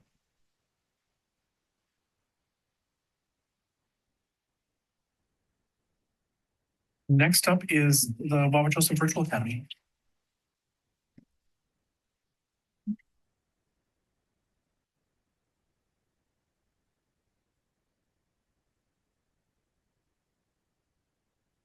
As I look at people's voting stickers, you do still, I believe, have an hour and 19 minutes left to vote. So Wisconsin closed at 8. It's quick. Take you 30 seconds. There's only one thing on the ballot this week.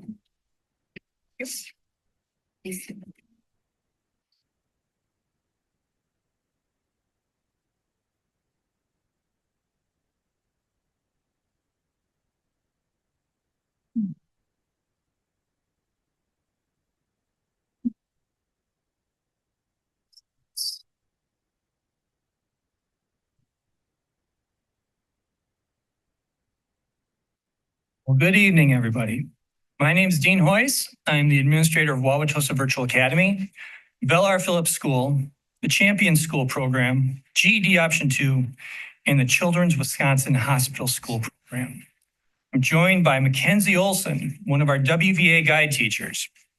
Before I address the 5 questions, I want to set the table with a little bit of context. Wauwatosa Virtual Academy contracts with a third-party education provider named Edmentum, and specifically Ed Options Academy. What does this mean? This means that our online teachers, curriculum, and the online platform are from Edmentum.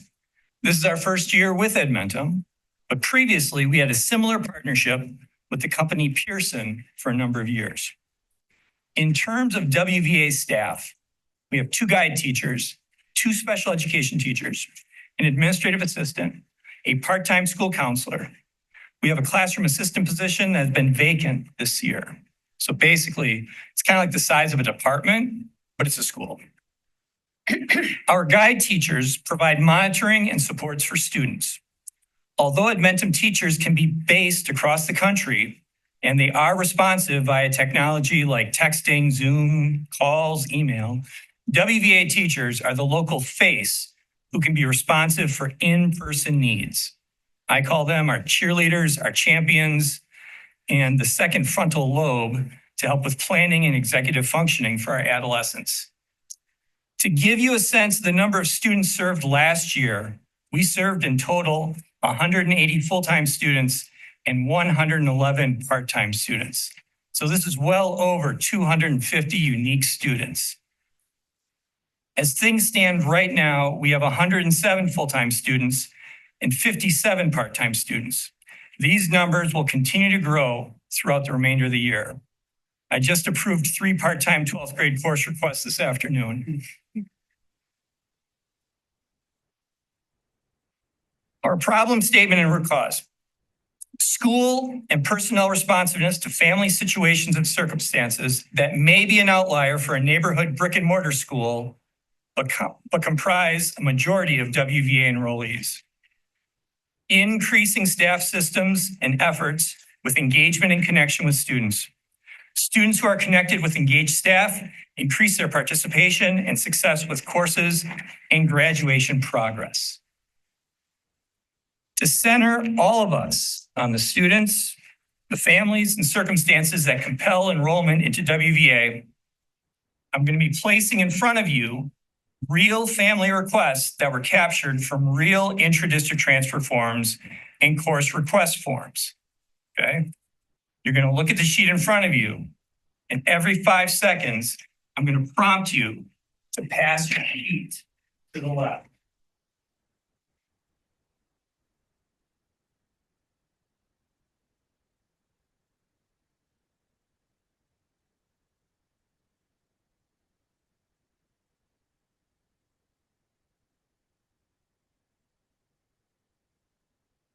Ready?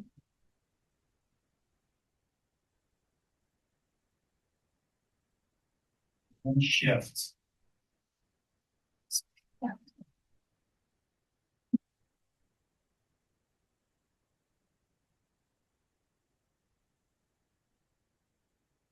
Shift.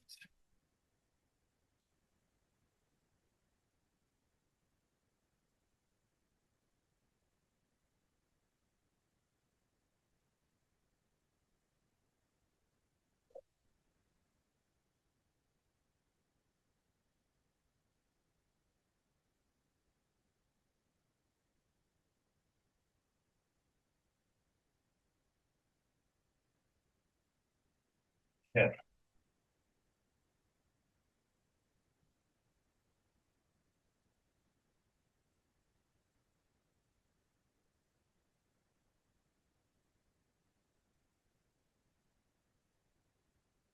That's not even all of them. I had more laminates as a backup.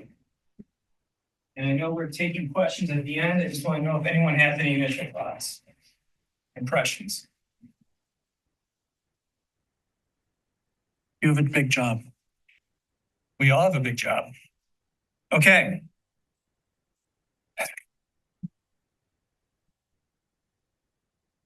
If these requests are the scars, then our adult practices at WVA are meant to help heal the education impacted wounds by engaging students. How do you provide an exceptional student experience to students who in many ways are looking for a normal experience? I believe that calls for the adults to act in exceptional ways. How do you provide exemplary service? Means exemplary adult mindsets and dispositions. I'm going to combine the next two questions. The goals and metrics selected will lead to school improvement because they have to. Improvement and success for our students, many who will never step back into a brick and mortar K-12 school, many with life burdens that are more than they can bear, resonates differently with us. We know that the life expectancy for a student dropout, high school dropout, is diminished by 14 years if you are male, 10 years if you are female. Our academic metric was meant to specifically monitor the success rate of ELA and math classes. Our disproportionality metric was meant to ensure that the participation and progress of subgroups of students was not discrepant from our majority students. And our culture metric was meant to ensure that families felt we were communicative and responsive. Metrics were determined and are being monitored. We've been on our improvement journey, not only with Wauwatosa School District leadership, but also with Wisconsin Department of Public Instruction, given WVA's designation as a school needing comprehensive supports and improvement since last year. This CSI designation was initiated due to a diminished graduation rate, but more on that a little later. As such, we have a concurrent additional school plan, which compelled us to seek out a federally recognized evidence-based intervention called Check and Connect. Check and Connect requires a high level of ongoing data collection of student progress and performance. That's the checking, as well as the connecting via reaching out and establishing relationships. WVA has been able to meet with other online schools, including one in Wisconsin, that has utilized Check and Connect via a virtual environment. We have all educator staff trained in Check and Connect. On a local granular level, Monitoring involves having a robust daily and weekly data system of when and how adults are meeting and checking in with students. Our slide is a snapshot of the data tracking we needed to create that can be more nimble than Infinite Campus to get us the information we need for student support team meetings as well as PACE meetings. WVA adults are also checking in with homeschools via monthly meetings with secondary student services personnel. WVA adults are increasing home visits, showing up at students' places of work, starting an after-school gaming club to engage students socially. WVA adults looking and changing our own messaging so that we live equity core belief number 7 to provide exemplary service. This can mean referencing our crosswalking of equity core beliefs with Marquita Newell's framework of culturally responsive problem solving and having me observe and reference it during observation feedback to staff. The CNC, check and connect, not the music factory. The CNC protocol calls relentless engagement, reach outs, and behaviors persistence plus. We call our WVA version pounding with heart. We have families who have previously received every form of letter and voicemail about what's not going right and the consequences that have some level of pain and shame attached to it. To quote a leader in the nonprofit sector, Greg Boyle, systems change when people change. People change when they feel cherished. Quantifiable successes. When we pulled our staff together for school growth planning and data retreat this summer and fall, we looked deeply at the data and we noticed that our true graduation rate for the past 3 years was actually higher than noted by DPI based on how students were coded in IC at the time of graduation. In addition, in fall, we've had it's 100, right? 100 seniors and 12 plus seniors, so basically fifth year seniors and whatnot, passed 197 classes out of 246 classes. So when we talk about graduation rate and full-time students, we also have to look at all the students in all the situations, even on a part-time, even on a hybrid level, who are getting classes that for one reason or another, they're retaking or they can't fit in a schedule. We're getting them across the finish line, which boosts the efficacy of West and East, basically.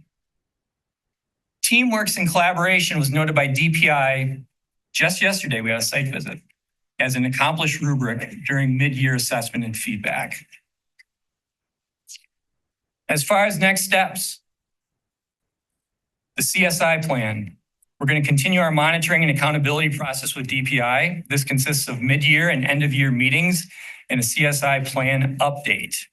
Focus areas of adult practices and resource inequities, in addition to other 12 indicators on the assessment rubric.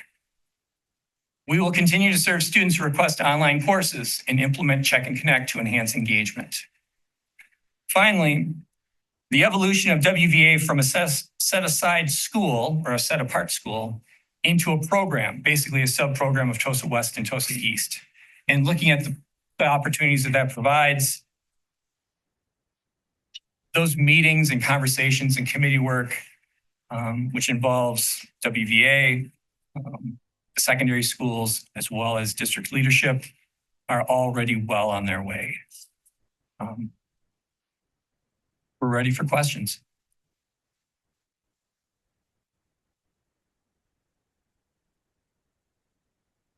Please.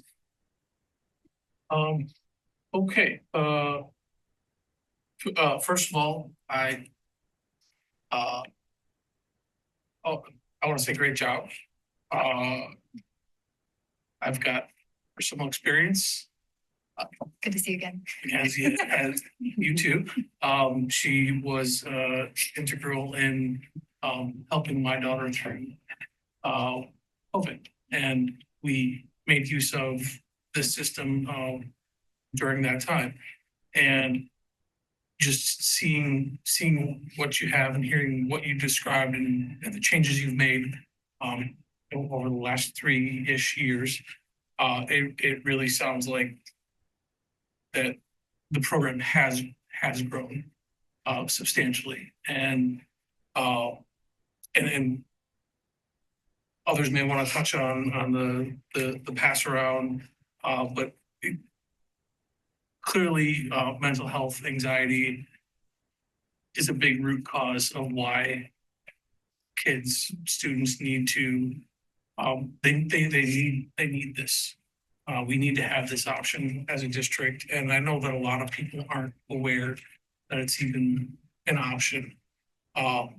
So I don't know that I necessarily have a question in there. I just wanted to give some praise and say thank you for your work.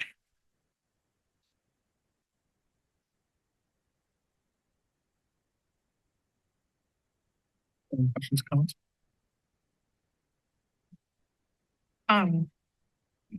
So obviously, based on the papers you shared around with us, I know the people out there couldn't see them, but tons of mental health, like pre-existing mental health issues that are driving people into the virtual school setting.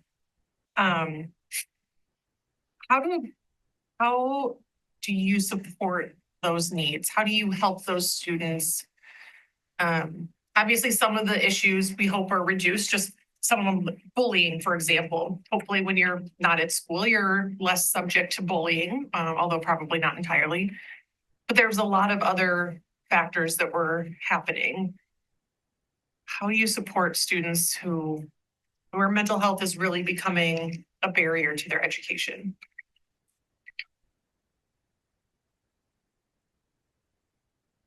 When students and families select this modality, one thing we do have to be careful of too is, could there be an actual, we talk about mental health needs or issues. Is there a potential for an underlying disability? So you don't want to overlook that, right? We have obligations called child find.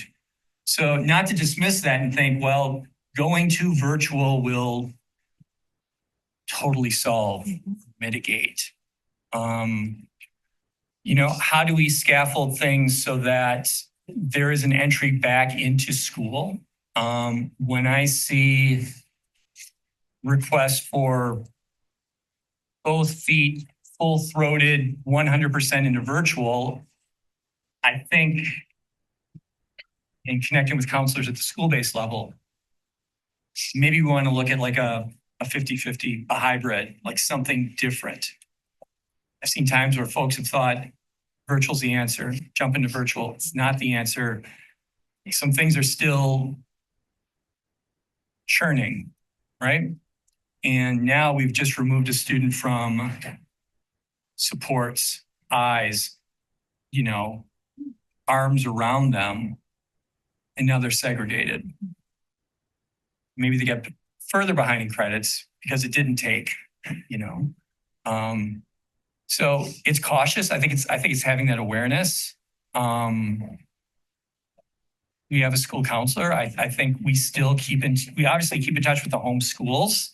So when I think about those supports, student services, mental health specialists, just ensuring that those levels all along. And I also don't want to dismiss just the role of attentive, good teachers are as that first. You have students share things with teachers they may not go to their counselor with because you're seeing them every day.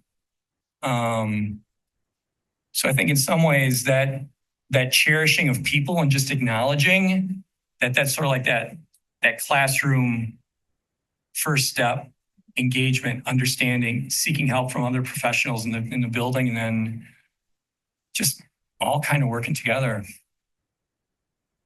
I know you talked about moving this from a school into a program. Can you share a little bit about what that vision would be?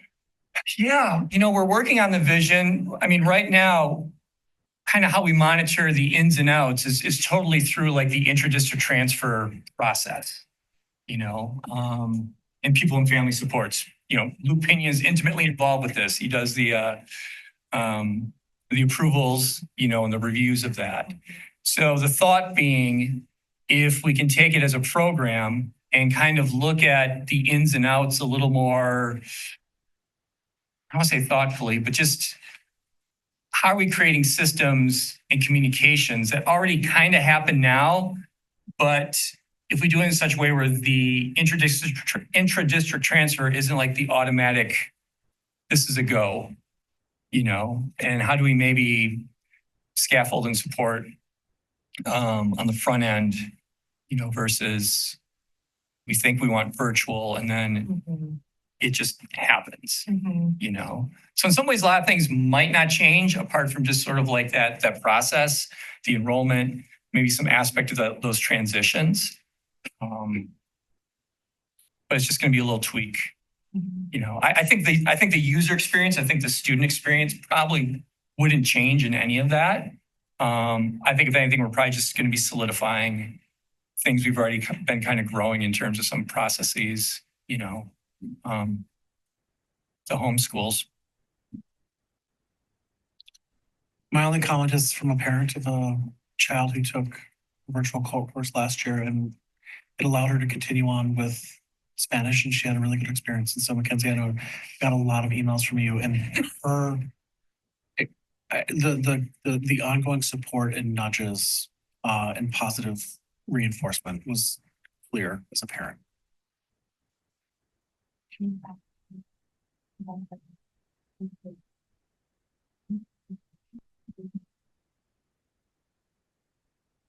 Again, from a student perspective, I would say the exact same thing. And I would even hope that some of my counselors could maybe take a page out of your book.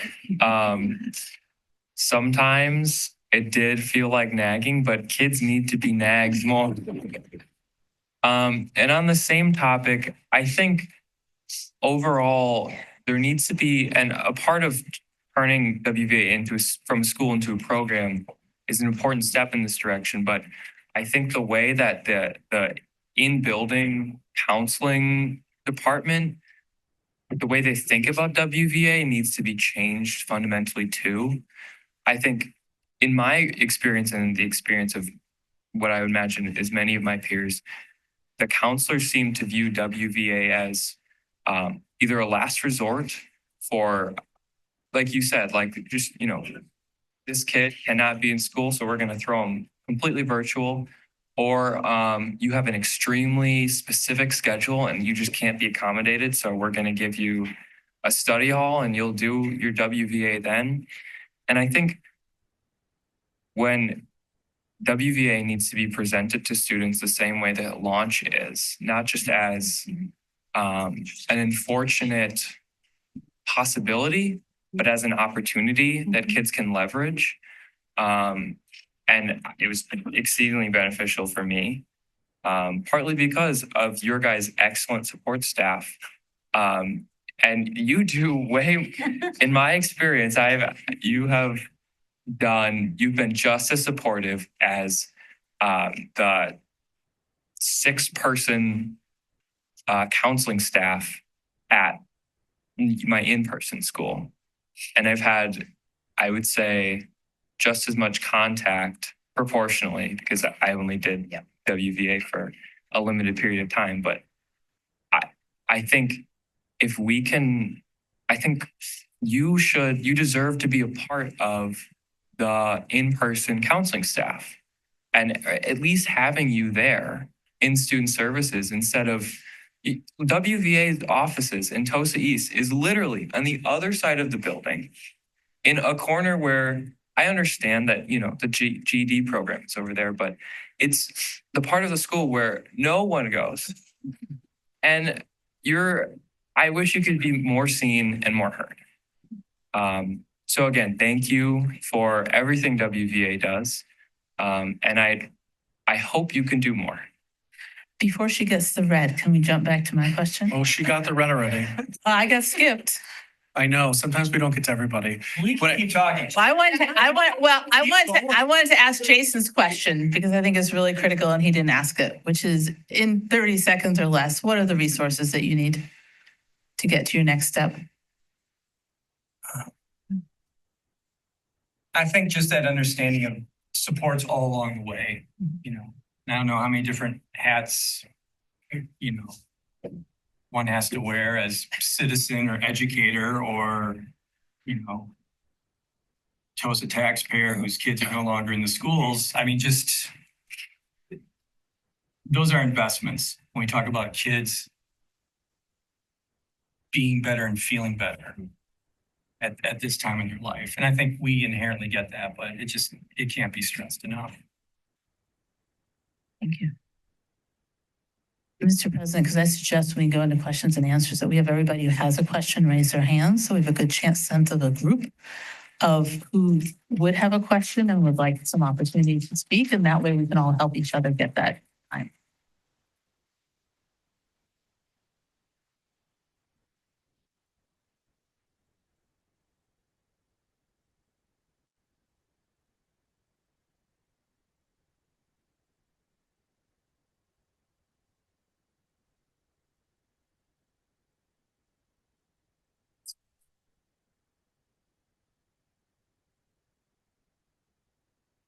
Next up is Valor Phillips.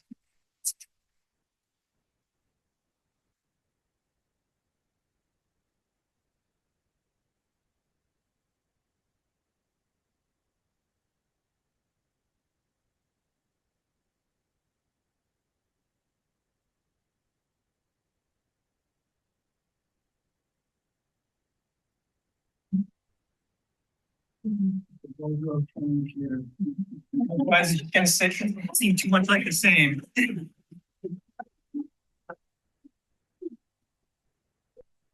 And can you begin by introducing your new alter ego? I also had a mustache I was gonna wear. I was waved off on that one. Wisely so. Thank you. Talk about tough colleague conversations.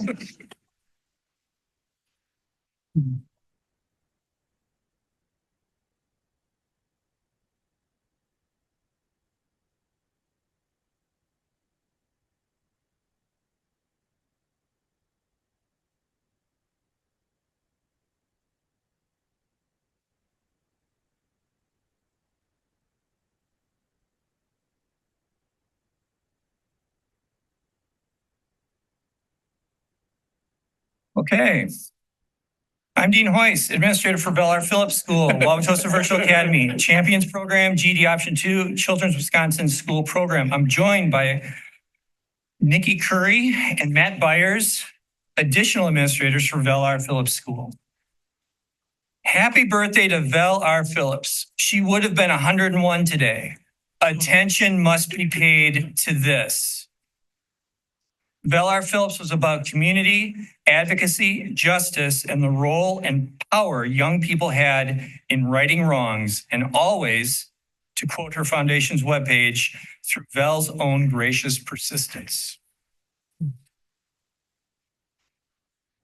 With talk and attention around the school to prison pipeline, our job as Wauwatosa educators at the Val R. Phillips School is to be graciously persistent, but also not so graciously disruptive in regards to that pipeline and any low expectations and poor educational practices that come with it. For our scholars, it is imperative to flip the script and turn the school to prison pipeline into a school to mission lifeline. And doing that, in the words of Dr. Martin Luther King Jr., with the fierce urgency of now, as well as building tomorrow today. Our slogan is building new directions. For context, Val R. Phillips serves students who are detained at the Milwaukee County Youth and Family Justice Center. The length of stay can range from days to weeks to months to, in rare cases, years. Capacity is 127 students, and for the most part, we serve plus or minus 12 of that number. Across the school year, we may see 600 plus students ranging in age from 11 to 17. Students attend classes in multi-age classrooms based on which of the 7 living units they reside in. Males make up a large majority of our students. There is 1 female living unit. Embedded within our population is a group of students in the Milwaukee County Accountability Program. That's called MCAP.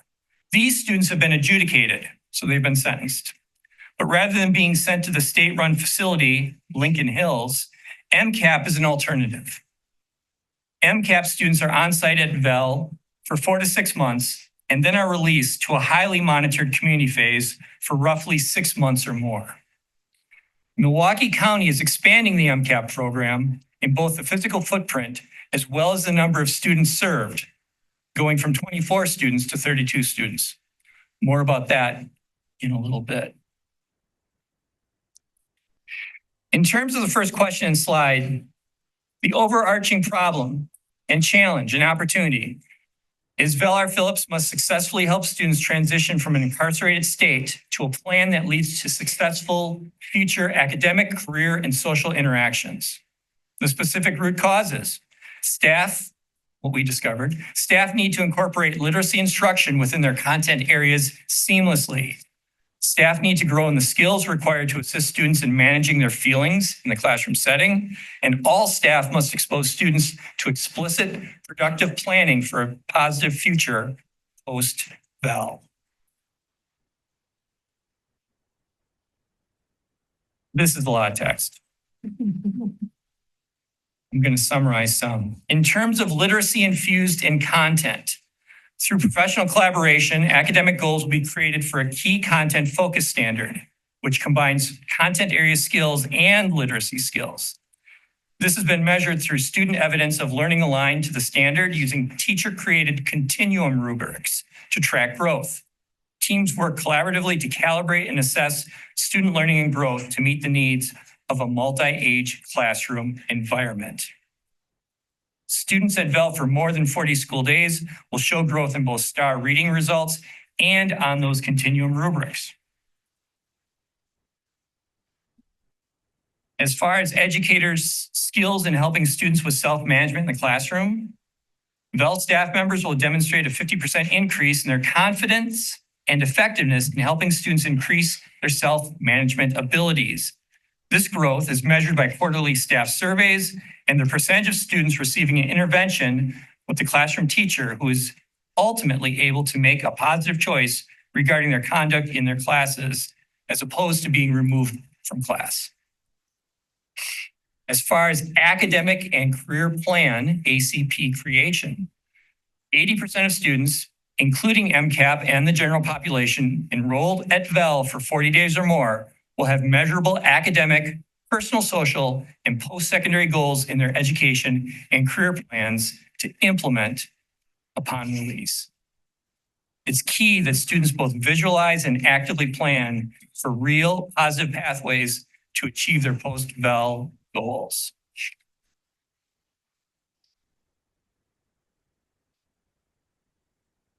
So how metrics were determined and how they're being monitored.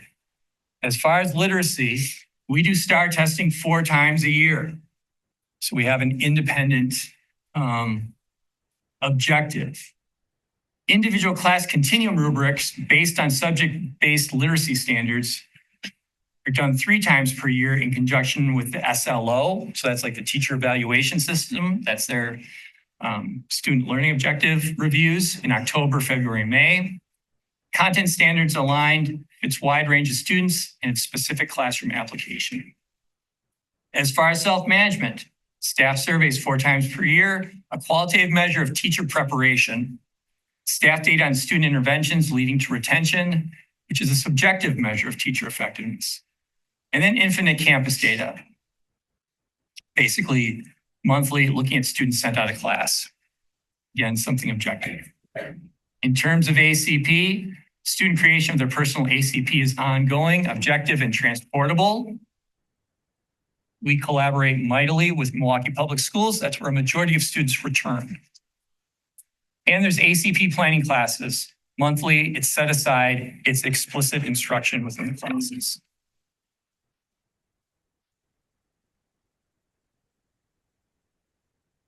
To celebrate some quantifiable successes, I just want to point to science as far as our literacy infused content. So for example, on Mondays, there's explicit practice in reading annotation strategies during a literacy focus on the unit case studies. The teachers have set up a process where the unit case studies on one side of the sheet and the desired takeaways from the reading are on the other side. The teachers have seen a correlation between improvement in students' annotation and improvement in their understanding of the salient points of the case studies. Again, I want to point out, These are multi-age classrooms. So we're targeting this, we're scaffolding it for kids who might range 3 to 4 age levels, which doesn't always correlate to academic skill levels. As I've said before, you have a 14-year-old and a 17-year-old in the same class. The 14-year-old may be reading better than the 17-year-old.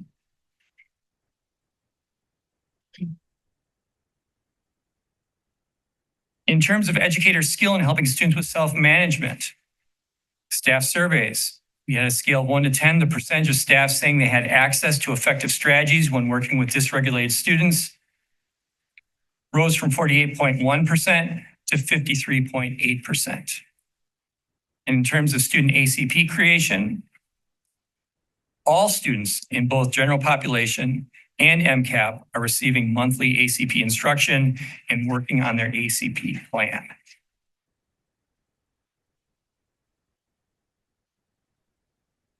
Next steps.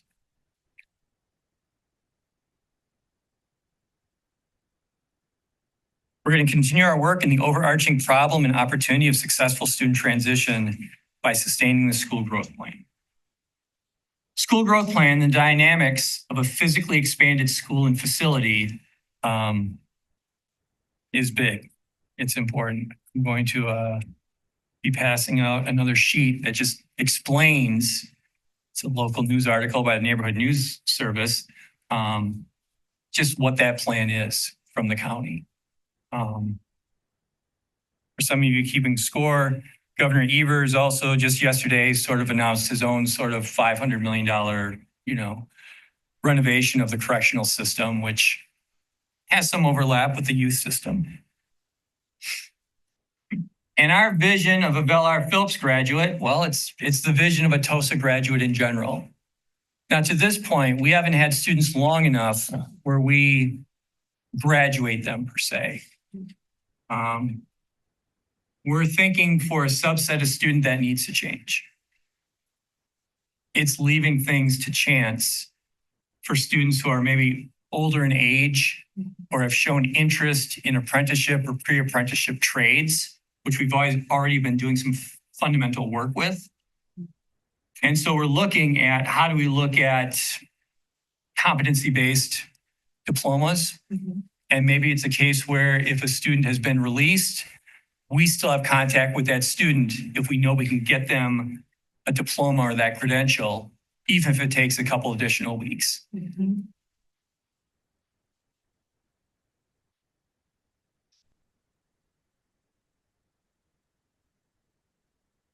Seemed fast. We're ready for questions. Okay, so I'll keep it short so everyone has time. The in your school growth plan on the web, you talk about the goal, really great goal, a big jump to demonstrate 50% increase in confidence of staff and effectiveness in helping students increase their self-management abilities. And then your current objective is that teachers have indicated that while they feel they have the tools to work with students on self-management, their confidence in using those tools is not strong. So what resources do you need to go to the next level on that? And is there anything the board can be doing to support that work? Currently, one of the things that we're doing to expand that, take it back to your quick part of your question. As they were getting some strategies and things earlier in the year, we also faced this situation where there was quite a bit of overcrowding, caused a lot of tension, a lot of problems in that way amongst the students. And teachers weren't feeling effective when they were trying to implement those things. Also, as we move into as we're moving through the second semester, we're going to be spending a lot more time on trauma and how you can educate more effectively students that have experienced some of the trauma that our kids have. And hopefully that will also fill in another gap and be supportive of the other strategies that they've been working on already. Thank you.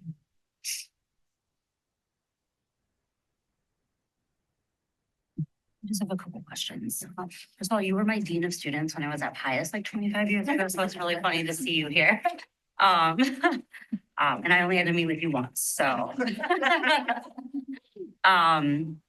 So you provide the STAR testing 4 times a year. So it seems like it would be really difficult to really track growth if you're looking at students that are there for 40 days, because you don't necessarily have a baseline. They might only take the STAR test once while they're there. So do you pull that, or how do you manage that data? So what we do is we basically tier it according to how many tests you take it. And so first test, you're right there, that is the baseline. Whenever you take that second test, now as a comparison, you keep going from there. So now we have 2 comparisons, the baseline at this point, and we're just get the last one at the very end of February. And it is very difficult because kids come and go. Also, they miss the test sometimes because they've on restriction or what have you. So there's a lot of variables that go into that, and finding valid, reliable data when our school population changes as much as it does is kind of like if you thought about it as a bullseye in archery, except the outside of the bullseye is like whipping around really fast. Most of our kids aren't around very long, but in the middle you've got this group that's really kind of there for months and months, or as Mr. Royce is saying, even years. And so when you take a look at, so you're trying to serve both of those populations at the same time in the same class, ages 11 to 17. So it seems like maybe not discounting the student achievement data, but it seems like what's more important with this growth plan might be the adult behaviors and what you're doing to give the adults in the building what they need to support the variety of students that you serve. And I think that the initial data that you have here looks like you're moving certainly in the right direction to change or support adults in your building. So thank you for all the work that you all do. This is a very, I don't want to say difficult, but it's a different student population than most school districts have to serve. So thank you.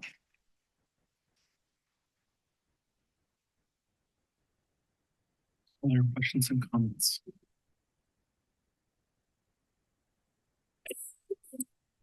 I'm really intrigued by your comments that you ended with in terms of competency-based graduation and taking a look what that might look like. And also the apprenticeships. That makes really good sense to me of when one has a sense of purpose of what they're moving towards, of the steps then you need to take in between. And so I love the level of thinking and creativity here. And TOSA certainly has a really strong recent history of thinking through this apprenticeship program in our brick and mortar schools at East and West. And so lots of opportunities to leverage some expertise in that area. Thank you all very much. Thank you. We will take a 10-minute recess as a board, choose restrooms and take a break.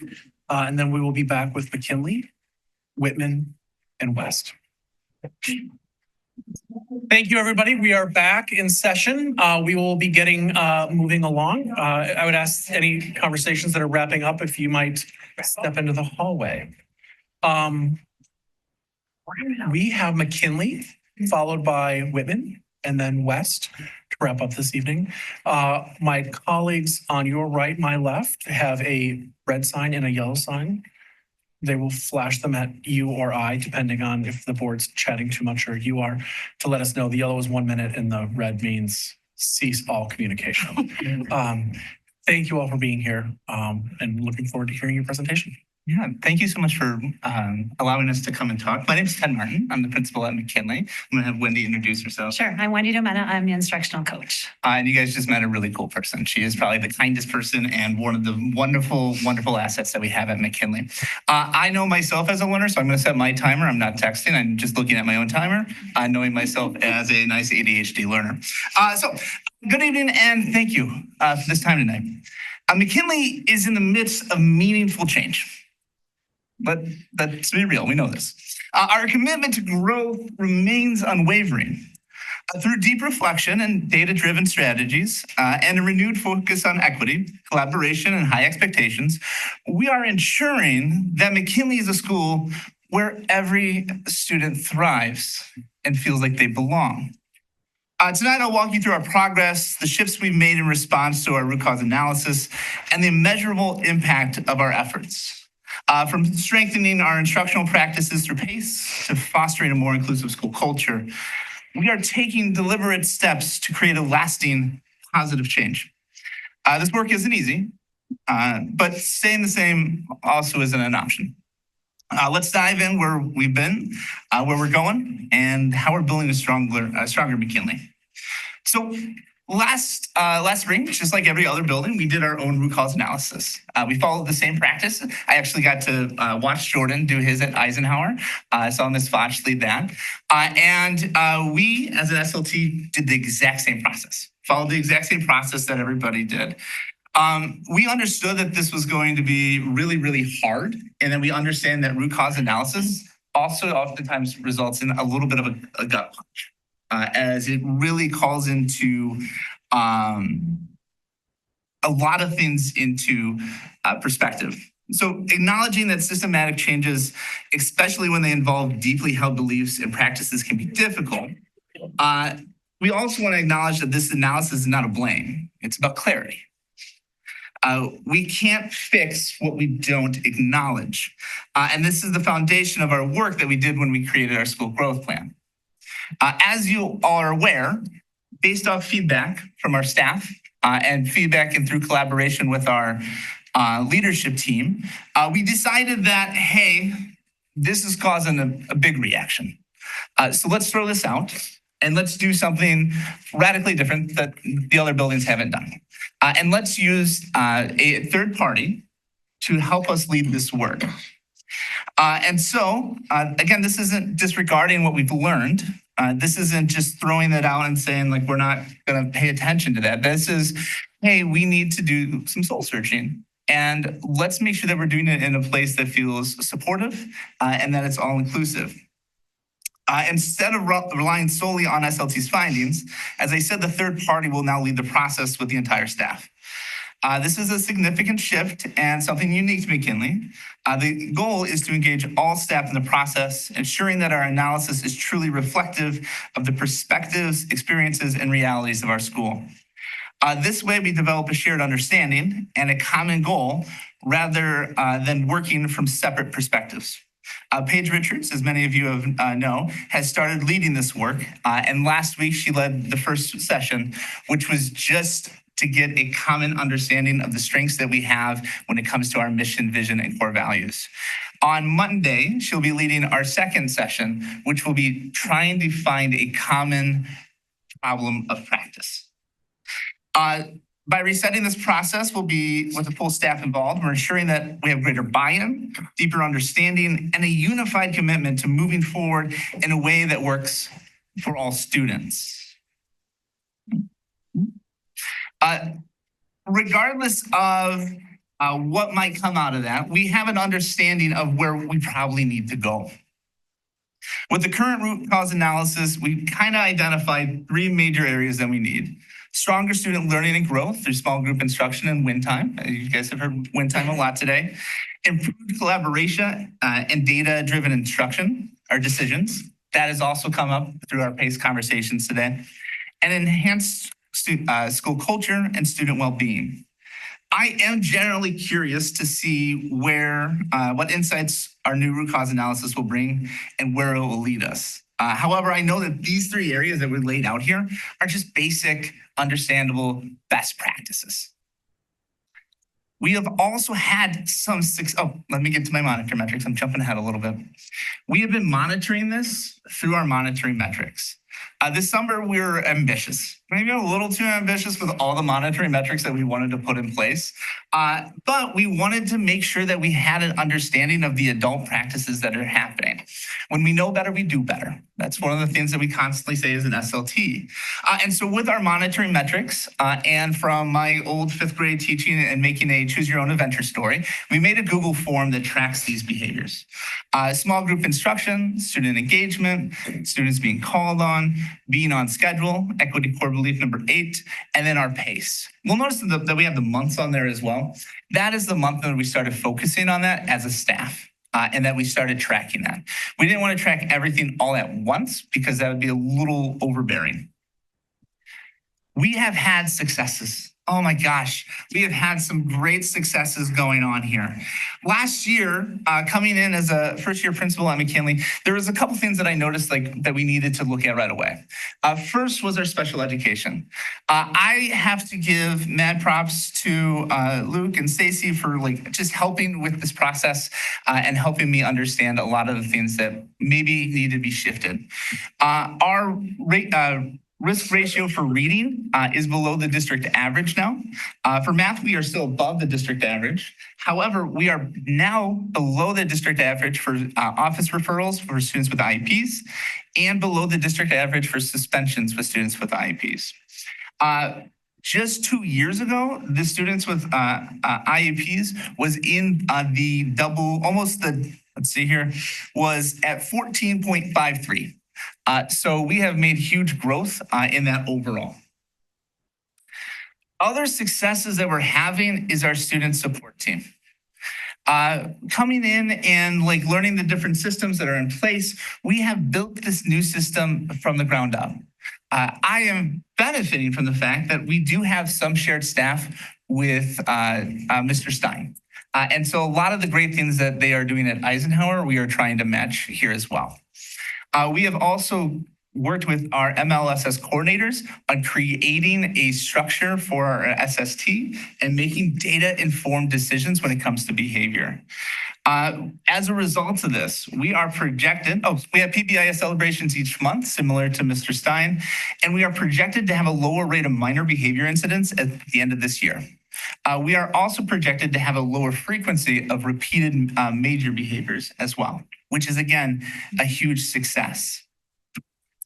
For PACE, we are also making huge strides. It is really fascinating when you see the data that we have. This is a unique thing to McKinley and Madison. I have to credit Wendy for helping us with the Qualtrics that we came up with here, is we wanted to see what is our team's thoughts on when they collaborate. And we have them do a survey. We're going to do it 3 times a year. And what we've noticed is that even though there might be some feelings of that maybe not the biggest fan of PACE, we are noticing that we are seeing trends in our conversations that we are liking what's happening. So for example, we understand and agree on team's purpose and goals. In the fall, that was at 70%.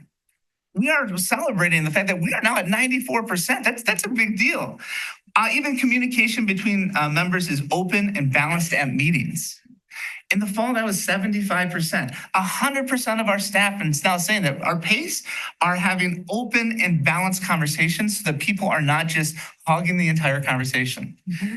The other thing that we see is our PL that we've been leading. We have two PLs that we have led as a school learning team, one on asset-based language and one on small group feedback. What has happened is that after we have led those professional developments, 100% of our staff that fill out the survey have said that, yes, we understand now why this is in our school growth plan. That is huge. We've also received positive feedback that we can do some of these things next day in the classroom. Which is fantastic to see. When we're looking at next steps, we are going to continue moving forward with that new root cause analysis and the restorative conversations that are being led by Shauna Perry-Finch, who has been absolutely wonderful. She has met with over 22 staff members so far, and she plans on doing second conversations with them. And the hope is that as a small group, we will come together and then go bigger after that small group. We're going to focus our work on our student support team even more, refining our practices and making sure that we are truly a place that is set up for success for all students. Culturally responsive teaching practices based off our pre-assessment that we did on our asset-based language is something that we need to look at a little bit more. Now, our risk ratio for our students of color and economically diverse backgrounds is still alarmingly high. And it's something that we need to look at. We also noticed on that assessment, maybe misunderstanding on microaggressions. And we also noticed that there is maybe a slight misunderstanding on implicit bias as well. Continuous improvement conversations for staff and families also needs to happen at McKinley. And we need to teach our families why continuous improvement is a good thing. And that it's okay that I always think the James Baldwin quote, I love America, and so therefore I need to tell the truth of it. I love McKinley, and so therefore I need to tell the truth about it as well. So where we go from here and reflection. This work isn't easy, and it's not going to be perfect. But perfection was never the goal. Progress is. Growth is uncomfortable and change is hard, but we cannot let discomfort hold us back. Our students, all of them, deserve a school where they are seen, valued, and empowered to thrive. McKinley has been a good school for a lot of students. However, we are doing the work to become a great school for all students. A school where belonging isn't conditional. A school where high expectations exist because we believe in every student's ability to succeed. That kind of school doesn't happen by chance. It happens because of us. It happens because of adult actions. Because we are willing now to reflect, challenge ourselves, and build something better together. Again, change is never easy, but progress is always worth it. As Mr. A stole my Jim Collins quote earlier, but good to great companies hit the realities of the situations head on. McKinley has been good, but good is not our goal. Our students deserve great and an exceptional education, and great is within our reach. It happens when we step up, support one another, and commit to a shared value, a vision of success. As Maya Angelou says in this quote, do the best you can until you know better, and then when you know better, do better. Through this work, we are identifying the gaps, seeing the potential, and building a shared vision for our future. So here's the real question. Are we ready to step into this work fully and together? I think through these restorative conversations that we're having and the root cause analysis, the answer is yes, we will be. But we need that opportunity to reflect and that opportunity to understand that growth is not necessarily a bad thing. Questions? Questions from the board? Yes. Again, not necessarily a question, but just a comment. So, I just want to acknowledge and appreciate the position that you are in right now as your school is going through some changes. We've seen this in some of our other schools. I think tonight we're also getting the opportunity to see some of those other schools coming through the other side of that and really looking great and having really strong culture in place. Something that I tell the patients, the families that I work with is that, people rarely grow through good times. It's often discomfort and challenge that forces us to grow. So I think this is an opportunity that McKinley is in right now. And from what I can see, you're taking good advantage of it and you've got some good resources in place to help you and your school community grow forward. Thank you for that. Yeah, thank you.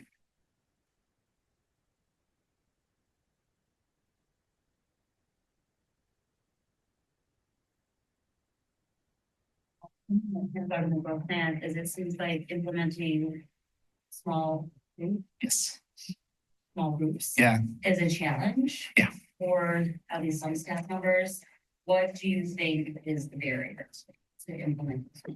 Yeah, I think that's a fantastic question. So when we did our small group PL, we focused on a couple things to try to help staff out. One, we realized that maybe there's a misunderstanding of who do we pull for small groups. And so we did PL, short little 20-minute PL on how do we identify students that we should probably pull for small groups. We then also understood that there might be an understanding of how do you track progress? How do you go about that? And so we provided PL for that as well. And the last part that we did is okay, when you're doing a small group, what is everybody else doing? Like that is that's the art of teaching right there. And so it might have been Wendy that led part of that conversation as well of like, okay, well, how do we help and support other students for it? I think one of the things that is a challenge when it comes to small groups is the fact that practice my pausing. I think one of the things that can be a challenge for it is that it requires us to differentiate instruction to meet the needs of our unique learners. And if that is not something that's been practiced universally, that's really hard to start like jumping into. The majority of our students at McKinley, when you teach them on like the base level, they're gonna hit it. And with a building that has been high achieving, low growth, like that's the norm. And so what we're doing is questioning the norm, and that is, I think, the challenge in understanding that like we can do something different for it. You think it's a need for additional professional development around it, or do you think is there enough staff? So you say it's hard to manage a task. Yeah. People know. Yeah. For small groups, part of it, like when I think of this is, and I have to call myself on this sometimes because I'm trying to, like, you have to be empathetic, right? This is hard.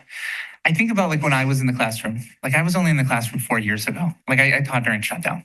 And one of the things that I consistently think about is that like leaning into like the things that I did to be successful in doing the small group. And so I think maybe some professional learning would be helpful for it, but also the understanding of like, I think once we see the growth in our students, that will be that motivation of like, oh, okay, we see why this is really important for it. So professional learning, yes, would be beneficial, but also classroom management would be also professional learning to help with that as well. Yeah, no problem. Thank you for that great question.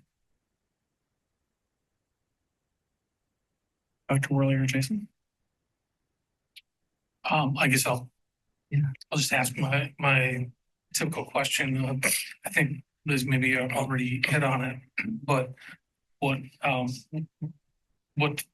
do you need in the immediate if cost wasn't an issue, if like to get that next level up, what would you need from the community, from the board, from the district, from everyone involved? I think when I ask like, what do I need? There's a couple things. One, and I think a lot of people have been doing this already, is understanding that change is hard. Agreed. And that continuous improvement is hard. And to put the elephant in the room, we're all in a lot of emails together. And so acknowledging the fact that like, I am trying to navigate that the best I can, and understand that like I love McKinley so much. I love the great things that we're doing, and we have opportunities for growth for it. The other thing, if I had like that need, is it's really interesting where when we think of like the social emotional health of our students, when it comes to a lot of like, how can I phrase this? When it comes to some of the bigger things that come up, our staff is not usually conditioned to do it. And it's not because of a lack of like training or lack of PL, it's because of a lack of experience on it. And when it comes to social emotional, a lot of our needs that we have are like anxiety based. Where it's a lot of pressure on our students to like, they want to be in that 99 percentile. Their parents are saying like, do really good on that test. It's a lot of stress. And so continuing the support of providing like students support in that way, I think would just be the continuing effort on it. McKinley, like I have never been in a district that has provided so many resources for our school, like for our schools. And I feel blessed on a regular basis, and in the fact that we have so many things available to us to meet the needs of our students. What it comes down to is the experience and the roadmap on how we go about when some of those things happen. And the cool thing that's happening is because our student support team is really coming together lately, especially this last year and a half, like those things are happening. And like, it's great that we know how to respond to most things.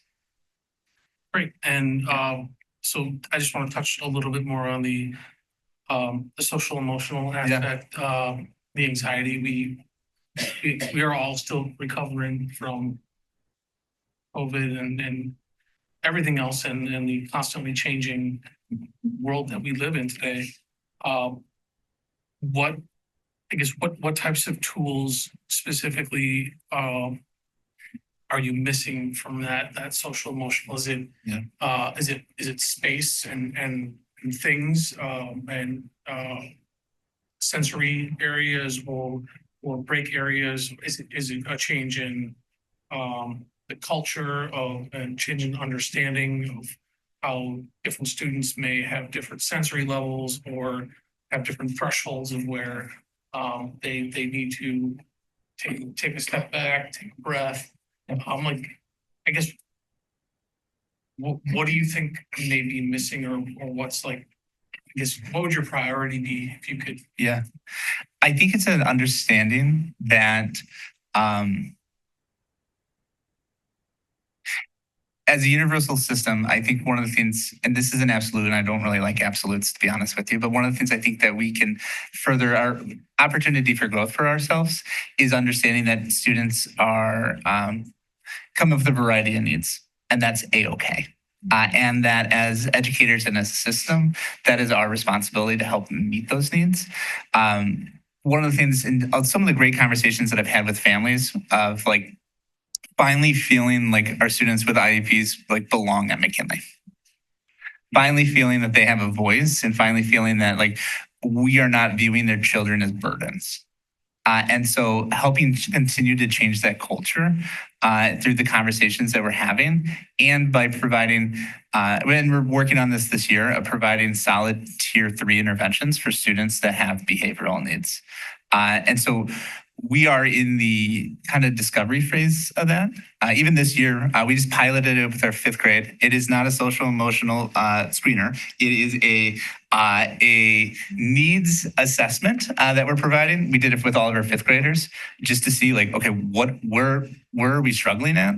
And then as a student support team, we collected that data so that we can either push into some of these classrooms to provide those. We can pull out if we need to, and or provide teachers tools to help and support the students with those. And so that's something that we just piloted. We did the first assessment maybe about 2 weeks ago, and we're diving into that. And so I think it's a little bit of a combination of everything that you brought up. Yeah. And I'm just like, Jason, I'm going to ask. Yeah. Once I go to Dr. for a little bit. Oh, The red one. that's because I talk too much. That's what I do. Oh, and I'll make it quick as I can. I'll put it in the email too. Yeah. Looking at your online school growth plan, you've had some successes with moving the reds to yellows, which is a good place to work. I'd be interested in sort of like the systems thinking mentality of how do we get those yellows that stayed at yellows to be moving towards, light green to green. That feels like you're on the cusp of being in a good place to do that. So maybe challenging your staff as you go through these conversations to think about that, because you've got a lot of goals on that student growth plan, a lot, and how to move, which ones you're going to move and how you're going to do that. And I know we're out of time, but the main focus that we want to do then, when it comes to like our areas of focus, because it feels like a heavy burden on a lot of our teachers right now, we are trying to do the ones that are involving our students, like our case managers, our student support team, and myself, to make those green first. And then we can also then see student success in that area, which makes the other areas more green too. But yeah, I love that. It's a great question. Thank you for asking that. As somebody who studies innovation and implementing excellence and change in education, I'm fascinated by what you are navigating right now. And having been at places that are going through this process, I know how challenging it is as a whole team. Congratulations to you and the staff who are willing to lean into the restorative practices. And doing all this in such a public space is hard. Yeah, thanks. And so thank you for taking on this task. One of the things that I think I've learned in my 9-ish years on the board now is the importance of celebrating excellent teaching and education. Mhm. And I look forward to continuing to do that at McKinley and seeing the school be an excellent place for all learners. Thank you so much. Thank you all so much for your time. And I appreciate you all. Thank you. Next up will be Whitman.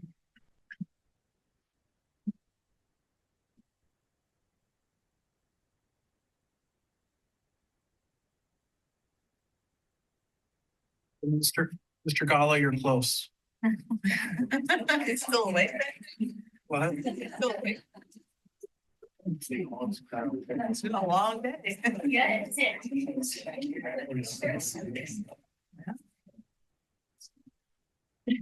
Tough.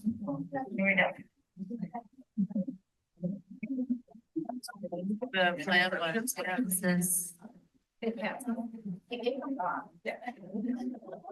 I don't know.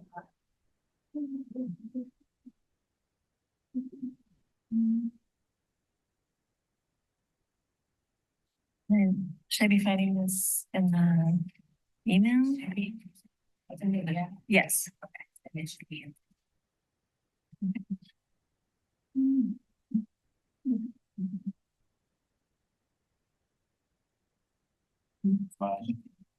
Thank you, sir. Good evening, everyone. Sarah Deonich, proud Whitman principal. And I am here with Matt Troilo, our current interim associate principal, and our amazing school leadership team, school learning team. So thank you for having us. Thank you for listening to us. I'm going to jump in with a little bit of background, a little bit of our story at Whitman. So Whitman is this beautifully diverse middle school on the west side, proud West Siders. And, 3 years ago when I first came to Whitman, the story was a little different than it is now. There was a general sense of unease with behavior, both staff and students.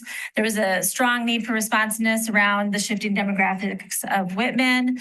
There was some pretty heavy disproportionality in both behavior and academics. It was a pretty dire story. The narrative around Whitman was pretty discouraging. There was a lack of trust, I think, in some spaces, high staff turnover, high discipline referrals, and some drops in achievement. So it was pretty clear coming in that Whitman needed to, number one, embrace that diversity is our strength and that we had to have a culture shift around that. A strong sense of purpose around culturally responsive practices, restorative practices, and prioritizing building relationships and a sense of belonging was the first building block of moving Whitman in the right direction. And then moving into structure, high expectations for all staff and students to create a strong learning environment because we knew we had to bring that academic atmosphere to start moving the dial for achievement. And today where we are is I'm going to talk a little bit more about, but our family, staff, and student surveys are at a 3-year high in positive responses. Cultural learning environment, more rigorous academics has equal consistent growth. Staff retention is high. Student attendance is up 7%, and major behaviors is down by over 50%. So the problem that we looked at as a team this summer is when we met as the leadership team, the learning team, we conducted a root cause analysis examining the fact that the gap between our Black and African American students' proficiency in math and our students with disabilities in reading was unacceptably wide. And so we had to come together to talk about what were the reasons for that and how can we continue to move and grow. So what we came down to was that our current practices were not engaging all students at a high level.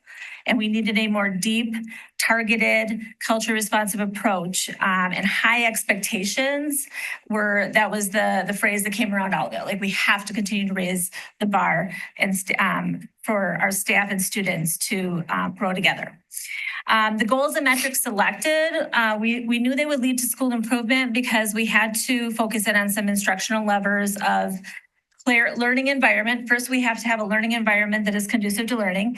And then we have to have clarity for our students to know exactly what they're learning and how they can achieve that. And then rigor, that high expectation piece. So we looked at the equity framework as our building blocks for engagement and higher proficiency for all students. And really said, if we do all of these things, then we will grow in the right direction.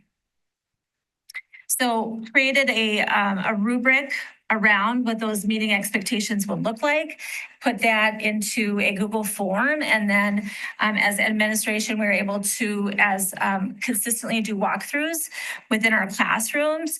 And again, not in an evaluative manner, but really just collect data and then report that out. So see, here's where we were and here's where we are. We're continuing to grow in this practice because we're growing students. And what we really saw is sort of anecdotally is just students are in classrooms, students are getting to classrooms, huge reduction in tardies, and the learning is happening in those spaces. So, we saw that big shift, something that was talked about a lot when I did one-on-ones with staff 2.5 years ago, is that academic environment really feels strong again, that the students are like, okay, we are here for learning. And so we, in reporting that out, we were able to celebrate our progress, which we were able to make. The quantifiable success, and I honestly, we could talk all night about all the amazing things that we've been doing at Whitman to grow our students, from our SST, everybody in this who's here behind me, all the people in the building who have done so many things to address our student needs, our amazing special education staff, our student services team. There are a lot of heavy social emotional needs right now, and I'm sure you're all aware of, and we've been doing all kinds of things. But just to focus in on what our focus on the school growth plan this year is, for rigor, our monitoring metrics, 100% of math and ELA PS meetings include planning for rigorous instruction, and we're fortunate to have our coaches assist in that. 100% of teachers have had professional learning around extension opportunities and extended learning, also facilitated by our instructional coaches. For learning targets, meeting expectations, we've grown from 53% in October to 85% in January. Success criteria meeting expectations, we've grown from 46.6 to 70%, and no opt-out meeting expectations, we've grown to 80%. And that no opt-out is really about continually holding students to high expectations. And one thing that I noticed in my mid-year meetings with staff is that we're all using that language, and we're all thinking of creative ways to pull students in, to really get them to engage in the learning and to bring it to a higher level. Also, our staff and student survey data. So one of the objectives to all of our growth plan goals, way over on that far right, was to increase the number of positive responses for students, indicating that they support each other's learning. That was always the lowest categories, like really low, under 40%. And we thought if we really are building an academic environment at Whitman, then students will also be reporting that they're supporting each other in their learning. And so the goal was by the end of next year to get to grow that 10 to 15%. We're already at a growth of 8.5% as of this year. From last winter to this winter, we've moved up to 53.1%. And we haven't even really been leaning into that. And that is our plan coming up. Also, we have, for our family surveys, we have 95% plus of families trust staff, feel their children are learning, and feel welcome at Whitman, which has been a major shift from a couple years ago. My teachers care about me. We're at 88% this winter, up from 80% last winter. It's always high in the fall. It's sort of a honeymoon period, but we're gonna take the winter. I feel safe in my school, and that was a big goal when we first, 2.5 years ago. So we made some huge gains there. Still up again this past year, 87%, up from 74% last winter. I can be myself at school. 81%, up 70% from up from 70% last winter. And then really important to our disproportionality and a lot of the equity needs that we have in our building is that our students believe that our school treats all people with all different backgrounds fairly, is at 81% right now, which is up from 70% last winter. Star growth. That's an area that has been a really significant need is the academic achievement at Whitman. We knew it was a huge, there's some big gains that needed to be made and some big disproportionality that needed to be addressed. Right now, our growth in both math and reading school-wide from last year to this year for students being at or above grade level for math, it went from 39% to 52%. For reading, 27% to 59%. And this graphic sort of represents that. On the left, you see growth. So we have the blue line, we continue to see that upwards trajectory, which is important. And then we see the proficiency rate on the right, which we need to keep growing. Same thing with math. What we really are taking a close look at too is that, the shrinking of the red. Is really important for us. So as we continue to shrink that below basic and grow the at or above the proficiency, that's 3 years for all of our students. Looking at that longitudinal growth. We're happy to see that this year, the STAR reading, the student growth percentile of our Black or African American students was higher. The issue though at the right is the proficiency still is not where we want it to be. So we're continuing to work towards that. I think one of the most important things that we've taken from a lot of our DISPRO data is our current 8th grade class is the cohort that's been with us these last 3 years and looking at, we don't want to see any red, but to look at how we have cut that in half and we have more than doubled the proficiency part is really important. It shows the growth. And there are many other measurements that we can look at for this current 8th grade class and the growth that we've made. Same thing with math. Behavior, Mr. Troilo is our dean and now our AP has done a lot of great work as has our whole building. Not only decreasing, and this is just this year, we made a huge jump over the past couple of years. Also getting students to class, 62% decrease in tardies. It was sort of an issue.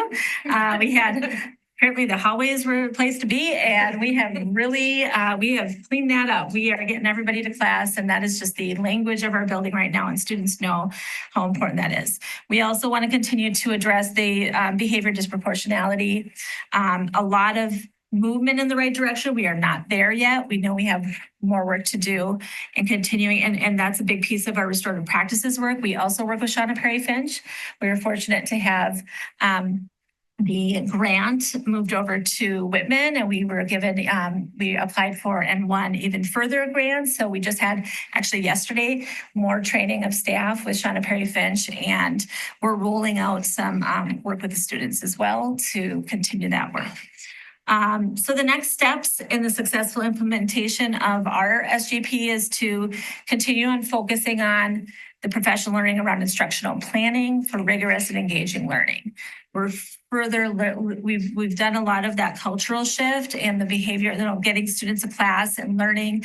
And now it's really digging into those systems, those routines, those structures to have, to ensure that high expectations of learning are happening. So that we have continued positive student learning outcomes and we get our students to proficiency.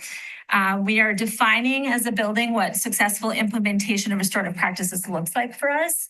So our goal is to have 100% of our staff utilizing restorative practices. We're determining what that will look like by co-creating that with our students. And finally, shared language around what high expectations look, sound, and feel like.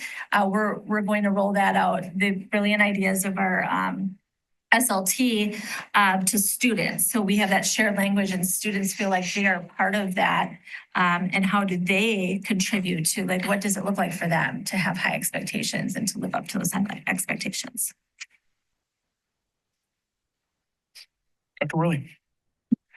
As a proud Whitman parent, thanks for all that you're doing. And what I'm struck by is how to get you the resources to get more of this data on your dashboard, and to get the narrative, because middle school students, more so than our elementary school students, are well aware of the narratives that are out there. So the middle school parents and the middle school students just really taking that step. And it might not be, I'm not asking you to do it and add it to your long list, but how does the district work with you, and just thinking, even if you don't know now, but thinking for the importance of that to our students to get that narrative out there. And I mean more than just, nice posts on Facebook. People need to understand this big shift that has happened, so that the kids can, and maybe they're the ones who help talk about it as well, where they show up in the community, what they're doing, how we put them forward, to evidence what's going on. But I just think that the story is being written very well, but the narrative needs to become much more public over the next period of months. I don't know if you agree with that or not, but I would just really encourage you to think about how the district can be helpful on that, and how we can support that as a board. Thank you. Yes, I do agree. We only have like 5 people who look at our Facebook page when we do we post things. So and I know we've had some. Yeah, we definitely want to tell that story because then we have a story to tell. Jason and then Jenny. Right. So first of all, I just want to comment on I guess actually all I want to do is comment on some of the wins that I've seen. Also a Whitman parent from a few years ago, and I was able to see that other end of where you coming in with the big bars of red, and I going through that process, and this also applies to like topics from all the other schools. I want to remind everyone that showing or learning how to sit with and process your feelings, sitting with the uncomfortable, it's key to social emotional growth. You guys have done a really good job of that. And showing emotion is not a weakness. You have to remember that's a strength. And lastly, I really appreciate the time you took last fall, when I was a new board member, and taking the time to give me a tour and show me exactly what you, the staff, the district, and everybody had done in the time in between. I was extremely impressed with all the things that I really wanted to see, where their behavior was fantastic. I was there during a bell transition. I was just blown away by how much improvement you guys have done. And I'm sure you've continued on since this last fall. So I just wanted to celebrate that win and say thank you. I just wanted to add to what Dr. Worley was saying. I mean, you guys are doing such amazing work. You've made such huge gains in a couple of years. And I would love for that information to get out there more broadly. I mean, I think the thing that always saddens me is that these are the meetings that people don't come to and they're not listening to. There's like 6 people on Zoom right now, and everyone else I think works for the school district pretty much. And it's sad because this is the day that everyone is coming here and showcasing what they're doing really well, and then recognizing that there are always areas to continue to grow. And so I don't know if there's a way. I have no magic answers, but I wish that we could get people here for these kinds of meetings to see all the amazing work that all of you are doing. My only question is about the no opt-out. What does that look like in the classroom? You want to share? We have some great teachers showing that. No, I don't want to put you on the spot, but it looks like all kinds of things, actually. And it's been really amazing to see the way that it's evolved in our building. So on the surface level, like what meets expectation looks like is just, like if they're, because as we were building this academic culture, we had students sometimes who were putting their head down, right? Mm-hmm. And sometimes there were a million reasons why. Could be a million reasons. And our staff is always attentive to that. But also it's like, what do we do? And so we have been sharing a lot of ideas together on like, how do I help a student who feels like I don't want to learn right now to continue to learn? And there are a lot of levels to that in a classroom. It's, it's circulating, it's having an individual conversation, it's offering, different tools to a student. And maybe it's elevating that student to the SST because they may need more supports than that classroom teacher can give. Obviously the communication home, but also it's grown into something because the staff took that to heart, and a lot of conversations about, if you hand an assignment that's incomplete, I'm going to give it back to you because I expect more from you. If you give me one sentence as a special education student, I'm going to give it back to you and I'm going to help you grow in that. So it's all kinds of things that are saying we have these high expectations for you and we know that you can get there and we're going to help you do that. Great, thank you. And just to kind of piggyback what Sarah was saying, the high expectations, I think the foundation of that is the relationship building that we do with our kids. We let our kids know how much we care about them, how much we want to see that growth and that progress with them, and then we celebrate those small wins.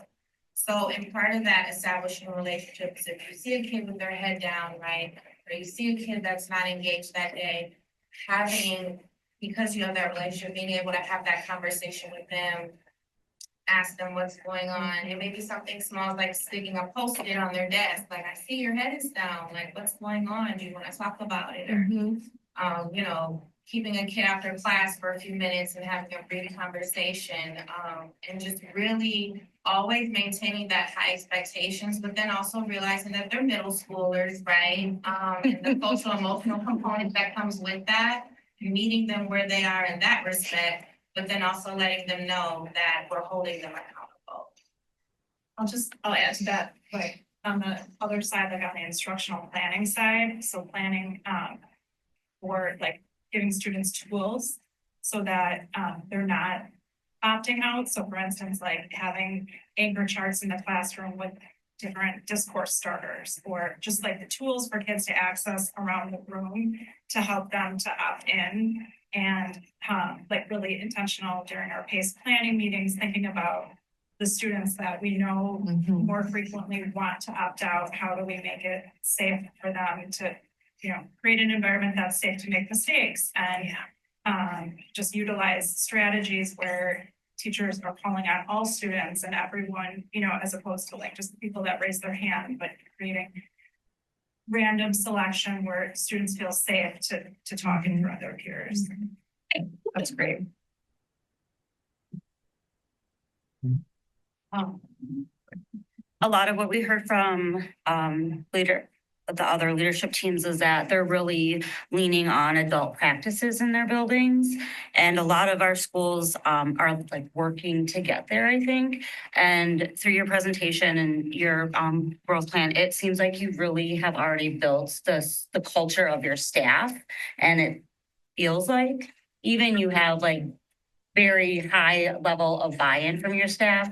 So I think the next step into having your students increase their expectations for themselves is going to be like not easy, but easier, because it sounds like your whole staff is really there to build them up to have those high expectations. So thank you for sharing that with us. It's very lovely to see. I have an 8th grader. Thank you all. It is a heavy lift. The amount of things going on developmentally with this age that you're working with while trying to get them motivated and learning is a lot. One of the things I've experienced, and my kiddos have been at Longfellow, is that I've been curious about, and for you all to think about with your colleagues across town with Longfellow, is how do we make it impossible for families not to engage in the school? So this idea of not allowing families to opt out, because there is a press from a child in this age to not have parents anywhere near them. And I think there needs to be an equal press that we have as a community, that parents feel more pressure to engage than they feel from their kids to disengage. And it's a complex thing. I speak from experience. And so I wonder if that's also one of the challenges we have. I think so much at this age about motivation, and how do we motivate kids, because they're one step away from having to have executive functioning skills I know we talked about earlier in the Bell R. Phillips conversation, I think, maybe virtual academy, where you're doing so much work. But that's one of the things I would love to hear more. And it may be outside this realm of your school growth plan, but I think a lot about this of how do we create this culture, because we capture it in our elementary schools well. And then I think by not having a K-8 environment, but having the 6-8 or the 7-8 or whatever is next for us. How do we have this press where parents are engaged in supporting your work to a greater degree?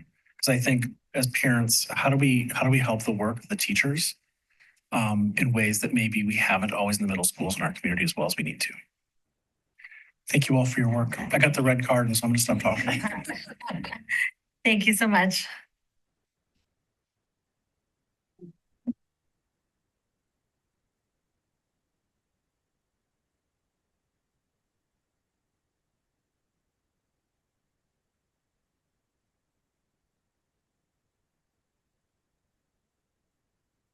Information. Awesome. First, I get to see all the West schools and what they're up to all at once, the West Side. So it's really been. You are the literal capstone of their Pretty education. incredible. Let's get to spot here.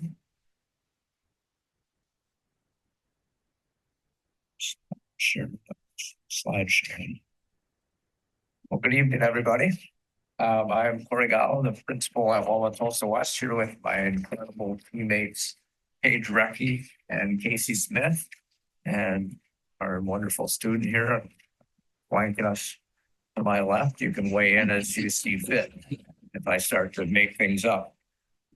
We are incredibly proud of the work that's been done and is underway at West. Our intention at West is to be a school where all students thrive. And I'm just so incredibly grateful for the leaders I've worked and working with now, and all of the staff members in our community for the support they've given us to this point, to get to this point. So the intention tonight is to talk about where we are now and where we're headed. And that is our intention to continue to grow. We're proud of that progress. We're proud that we've made a lot of steps to improve processes, develop an academic culture among students and teachers that can support radical improvement and improve the student experience. But we're not there yet, and we know that. And we're actually very energized by this. West is a great school for some students, but others are still left behind. Presently, about 40% of our students just recently in the last week made the honor roll, and roughly 10% of our students have earned a 4.0. Despite that, a much lower percentage of students are testing on the ACT as being college career ready in all 4 areas. So we know there's a disconnect for all of our students between what we're seeing as outcomes and where their performance actually is. 25% of our students are doing excellent. They're earning a 24 or better on their ACT, and roughly half of our students are earning a strong enough score to get them into any quality university in Wisconsin.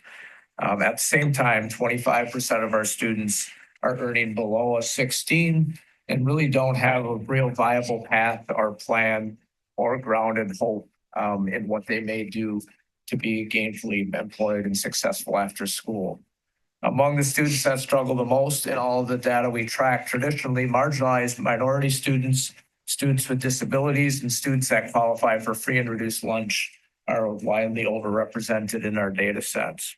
The results at West and in Wauwatosa are typical of most schools in America and in the region. Family incomes predict student outcomes.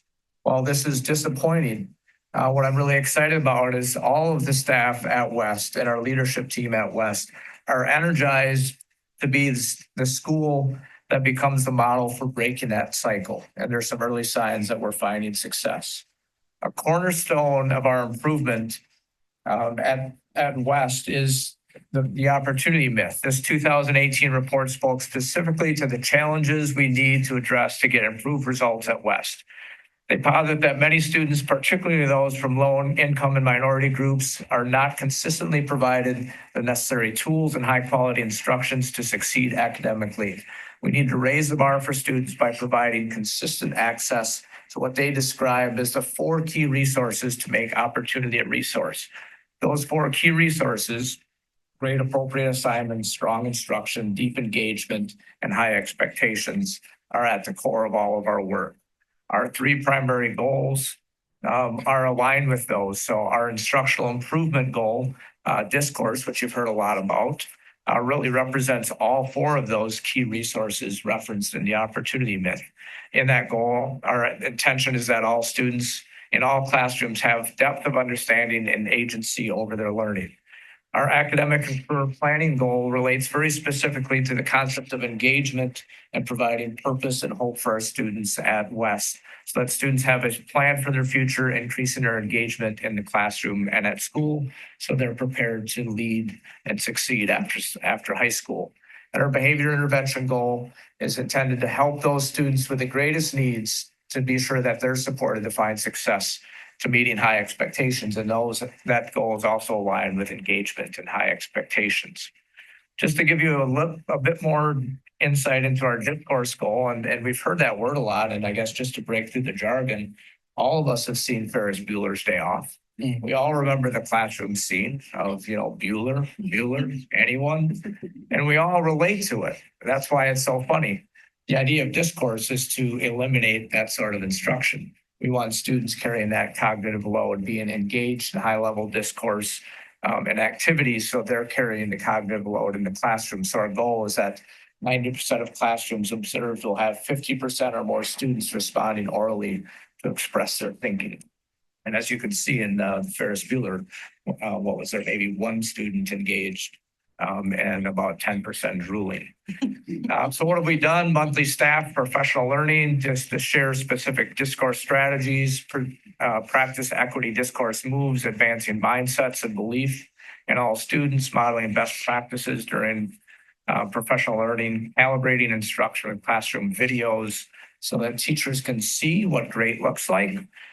We've implemented a walkthrough tool to help all of us when we're in classrooms be zeroed in and looking for that level of engagement and looking for those instructional moves, and having department meetings reflect and determine next steps for that collective efficacy. Some outcomes that we're seeing: 94% of our staff felt that the professional learning has been effective. Our staff overwhelmingly in all of our surveys just consistently reflects 90+% engaged. Individual goals, those student learning outcomes, professional practice goals are all aligned to that discourse goal. So all teachers are focused on the same things. 43% of classrooms observed have 50% or more students talking. Proficiency rates, and this is where we get to where we think we're seeing some evidence.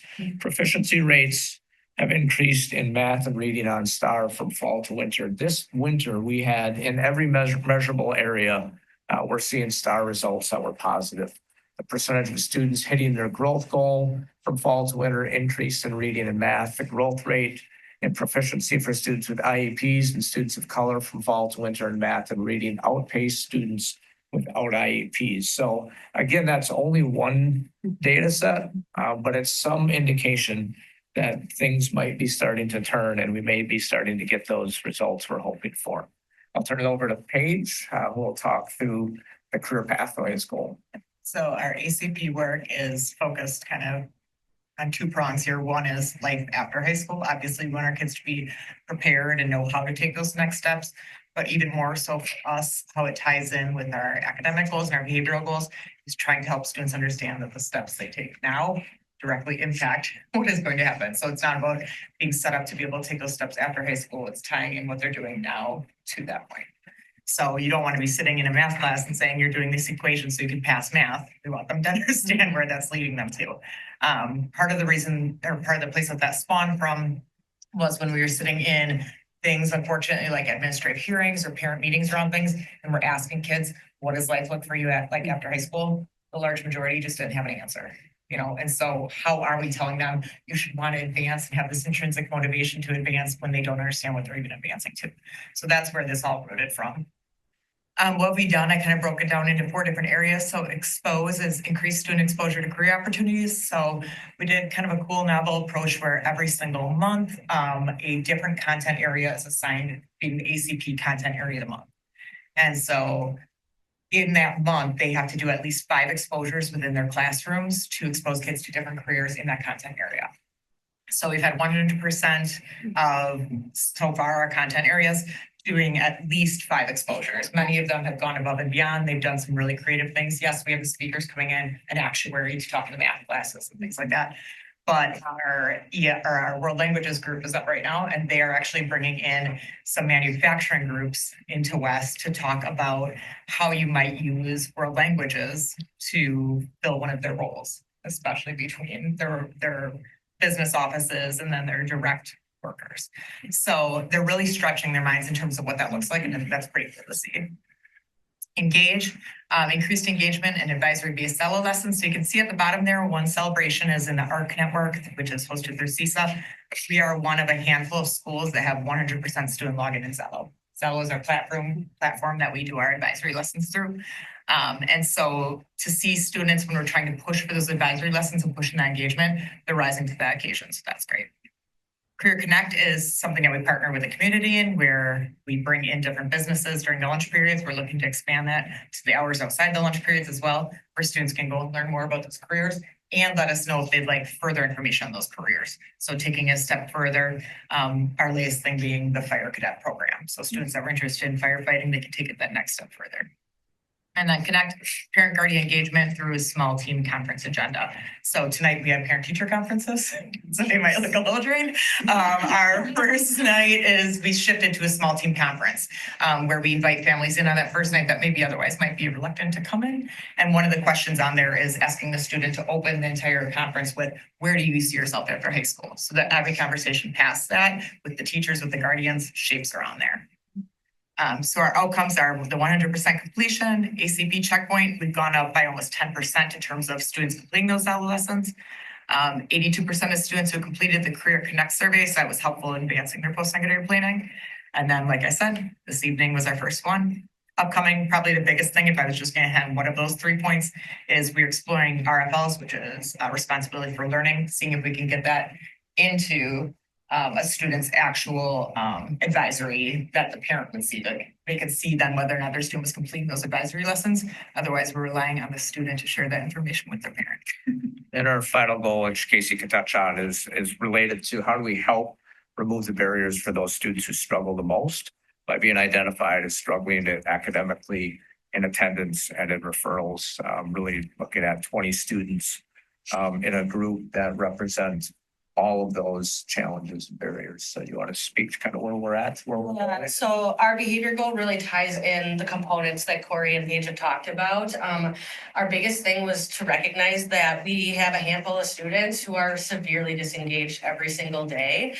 And in the gray section here, you can see that those students equate for quite a large percentage of the areas in which students struggle. So 28% average absenteeism. This is amongst 20 students in our school that have been identified as the highest need or the most disengaged. Average 1.7 GPA.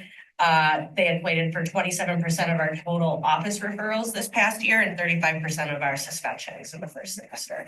So what we're doing is we're really honing in on who these students are that really need to be pulled into the West community and into these programs and instruction like Corey and Paige just talked about.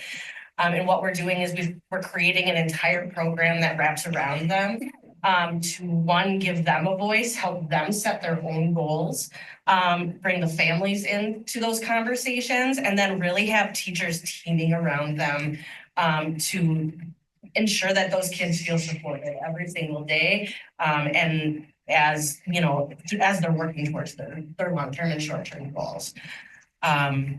So that's really where we're at with the behavior component, is just making sure we're tying into everything else. And I'll just close with, I opened with sort of some negative data. And I did that because we feel really energized by where we're at as having the potential to be an outlier school. We've actually taken almost all schools in the Milwaukee suburban area, and we put them on a scatter plot where they're aligned either by their DPI score or their ACT, along with their free and reduced lunch. Every school in the area falls almost exactly on that line. You could make the case that there are no high performing schools because everybody's getting the results that incomes would predict. Our staff, the 100 adults working at West, are so incredibly energized to be that school that gets well above the line to demonstrate that our systems don't have to operate the way they have for decades.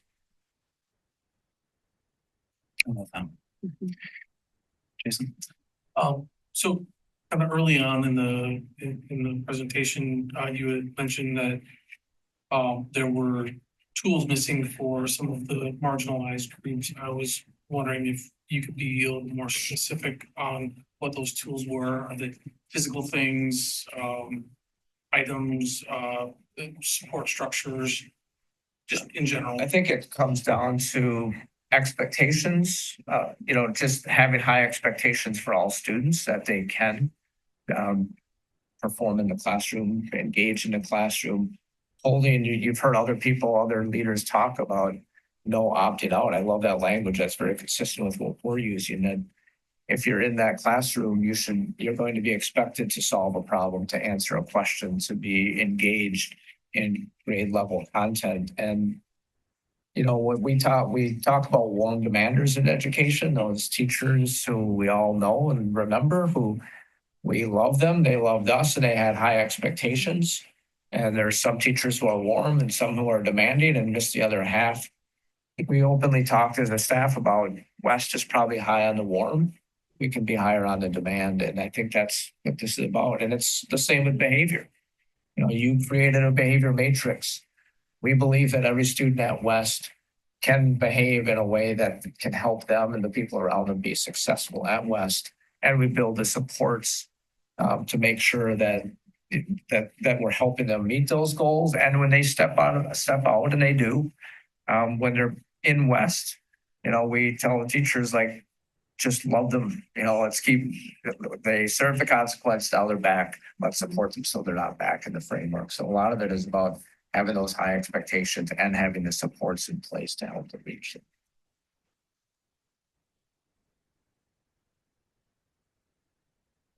I would just note that where the district page is pointing to your school growth plan is not what you talked about. It's quite old data. So I would check I that. think we had some interaction today that might be some of our old. Yeah, because what you've told tonight is just such a big jump forward. And much like we said with Whitman, I think the students and the families need to have that, and you do a great job. And again, a West parent getting that out there in the weekly emails. But we need to continue to craft that narrative about what is going on. And I particularly am impressed by this using data to drill it down, and teaming to drill down into the students that are particularly needing, and how you talk about pulling them in and bringing them to where they need to be. I think that's a great strategy. And what I'm hearing in the community is the overall impact on the building as a community has just gotten so much better. And I really fully support the idea that now you can be more demanding too. And just keep moving the school in that direction. To that end, what would be most helpful for you as a school community to make that next step on the academic demands and achievement? Where do you need board, parents, community, staff to pull for you to get to that place? I've noticed when others answered this, most of the answers were free. It's okay. You can ask for resources too. Money to spend. Free is good, but if you need some money, I really believe, I believe in all the work, but I really believe in the academic career planning. And I just want to move that beyond just a concept or jargon. I've always believed in that we need to have course pathways for kids that lead to gainful employment.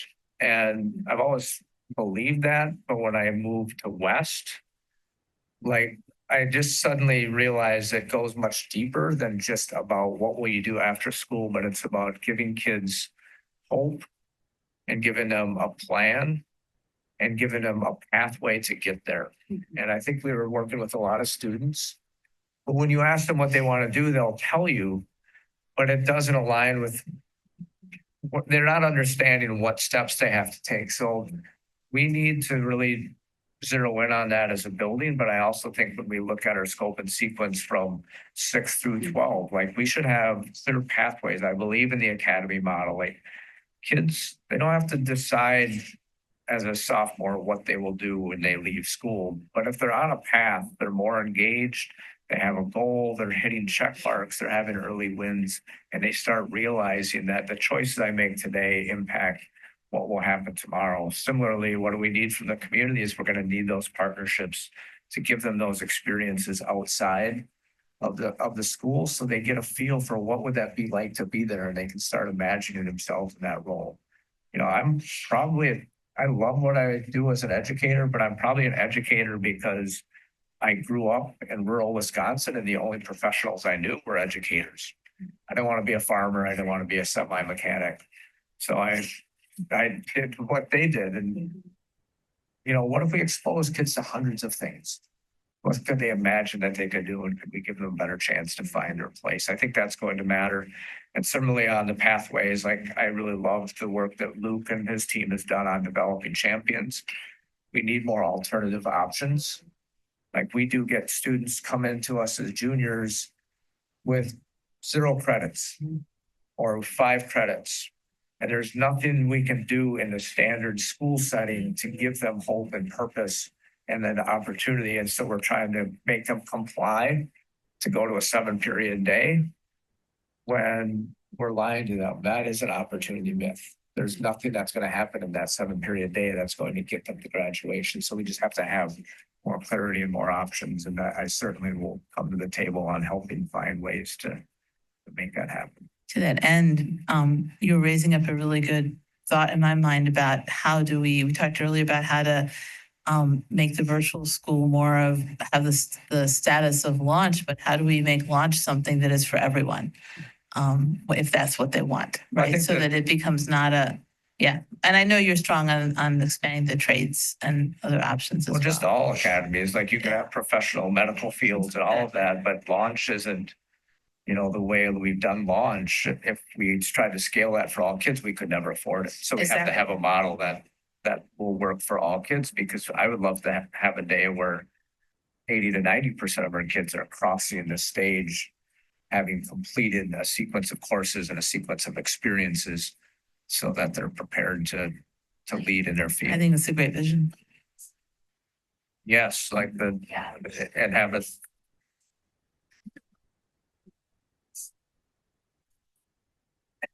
and to have a 3-year cycle of courses that you can take that are aligned, clustered with things, sort of like mini majors would be awesome for kids to be engaged in those things. Over here. I've been so impressed over the last 4 years of the culture that you're building at West. And the thoughtfulness of which you're approaching things. There's a different level of it feels fundamentally different.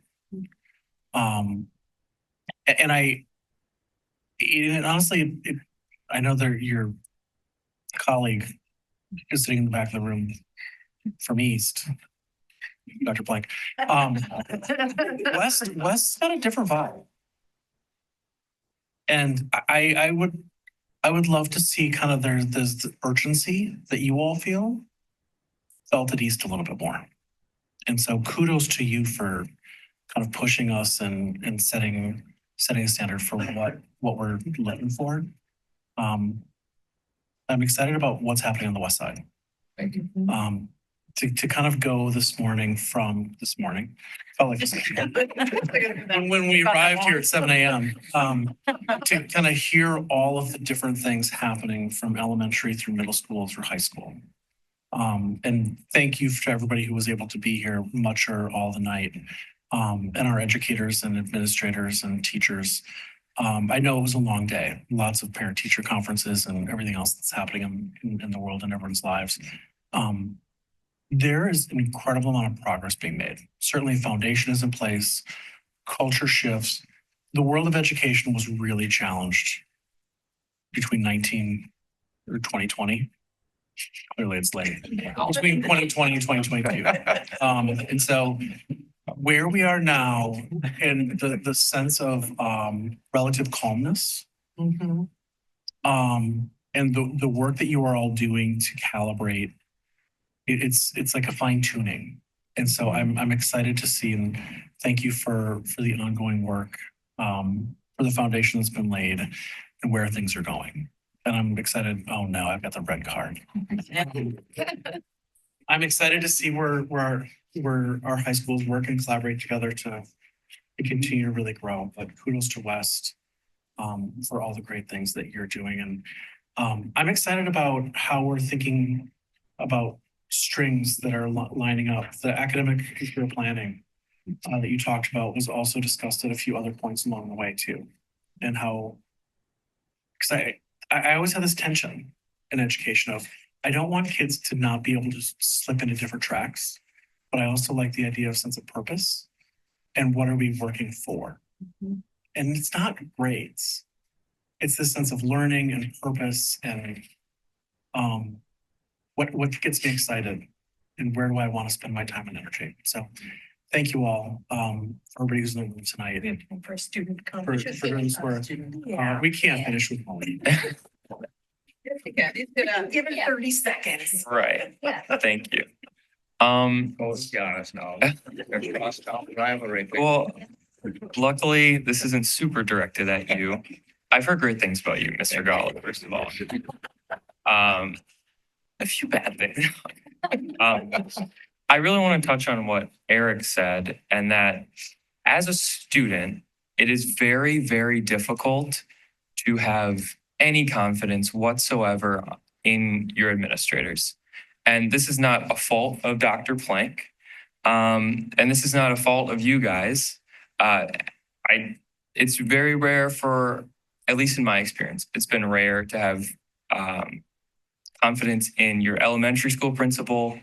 At middle school, I'd really say that Mr. Abdumala was one of the first administrators I truly felt confident in. In fairness, this is just part of Malik too. And I think having this big public display of not just this is what we can do, what we've been doing poorly or what we've been doing well, but both and where we have been and where we're going is really helpful. And like you said, it's unfortunate that everyone here is district employees. And that there aren't parents showing up. Yeah. But I think what's even more concerning is that there aren't students showing up. Especially, and I think part of this is I believe I pretty clearly speak for many of my students, many of the fellow students, that this district has a chronic communication problem, that it's really easy to communicate to parents. Just send them an email, send them a newsletter, because you can be relatively confident that they'll read it, even posting on Facebook. Obviously, I'm sure we're aware that compared to students, I'm sorry, Mr. Pinion. But that level of, it doesn't feel like there's that attempt at engagement seen towards students. And part of it is students aren't showing up, but to some degree, we have to be met where we're at. And being able to bring something like this, even if it's just like you guys in advisory or whatever, make it a part of an advisory lesson. I mean, you guys, I've seen tonight that you guys are a group of very creative people who can tackle problems, unique problems like this, that like the way we've been addressed currently is not adequate. I find it frankly insulting to have my instructional time taken away to do a survey that it feels arbitrary, and sort of almost demeaning, like that there isn't even a space on this survey to provide any comments. And I mean, I'm aware that teachers are afforded that, and I believe parents are afforded that too. But the actual questions that are also being asked are essentially just, it appears, at least to a student perspective, and I'm sure they do have a meaningful use, but to a student perspective, it feels like these questionnaire questions on this survey are just to make the district feel and look good so they can say, hey, 100% of students feel like they have someone they can talk to at school. 100% of students feel safe in their school. And realistically, in your day jobs, if your employer asked you, not that I'm leveling criticism against you, but if your employer sent you a form that was like, do you feel safe at work? Sometimes, or never, sometimes, usually always. What would you think? Would you feel seen and heard? You're not even allowed to provide commentary. So I'm sorry for taking so much time, but I hope that we can put our creative minds together and find a way to bring this information closer to students to some degree. I think I'll end there.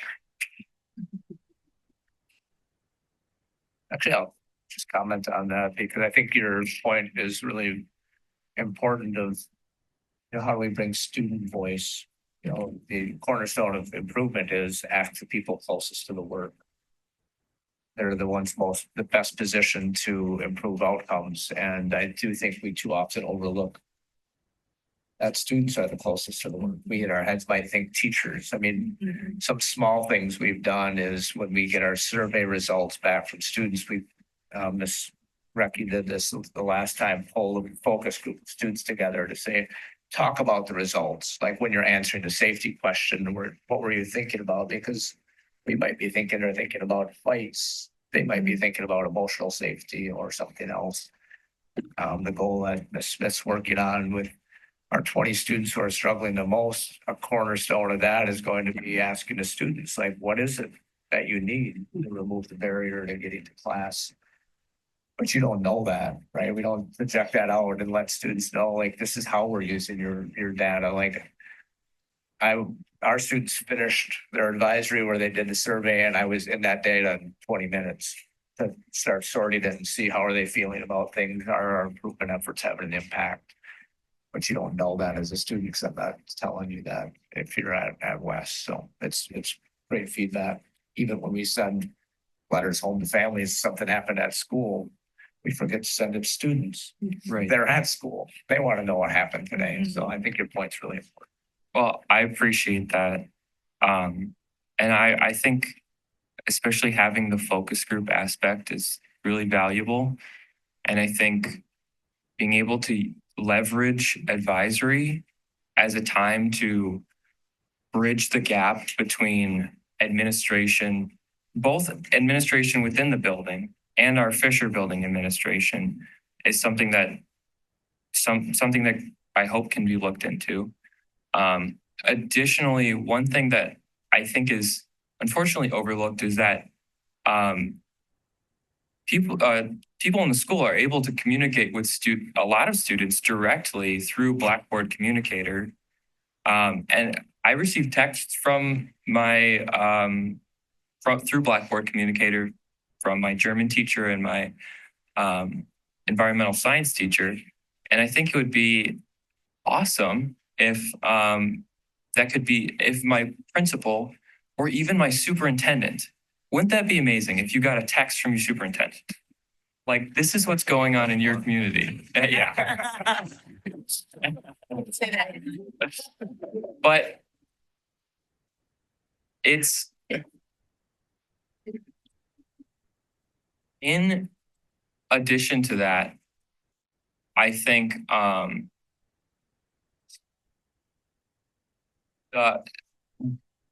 recently my math class was audited as a part of I believe the CPM audit. And the survey that I received from our independent auditors was it's probably the first time I received a survey from an administrative figure that didn't feel patronizing or where I actually felt like it was a place to communicate the way I felt. And importantly, although it was plenty of, I guess, 4-level questions, never, sometimes, usually, always, they were of substance.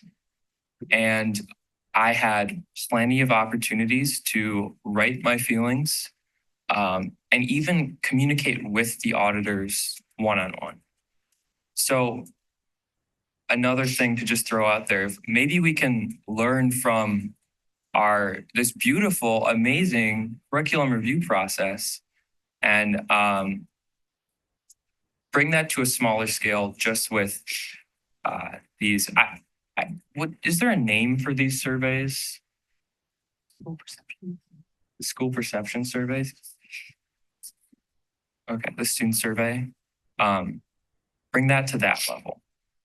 So maybe that is another thing that needs to be audited. Thank you. Thank you. This is the third round of school improvement plans that I've seen.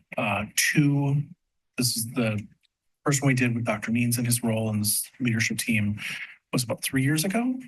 And each time, the level of thoughtfulness in which we are looking at it, the level of rigor in which the data that we're looking at, and I think, Malik, I'll pick up the word you used, creativity, of which we're approaching problems, is getting stronger and stronger. So kudos to everybody who's doing this work within the school settings.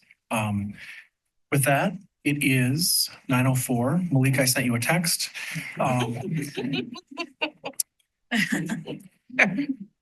May I have a motion to adjourn? I move to adjourn. Second. I'll give it to Dr. Hoig.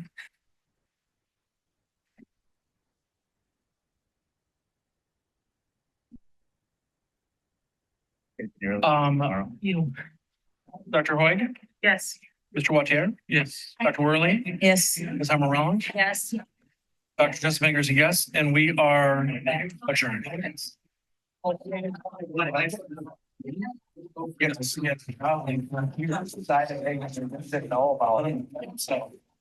when I think a lot of that started, so the data that's. Think of the red and yellow. I think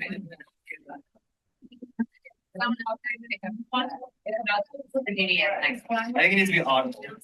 Not enough peripheral paying attention. So Yes, so I was looking at it.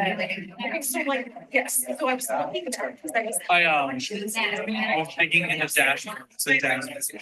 I love that. It's my favorite. Started last year. I guess. I can't wait till March. I want it now. I know. It may be that you're not pointing, it's not pointing right. Thanks for getting this. Did you not hear? I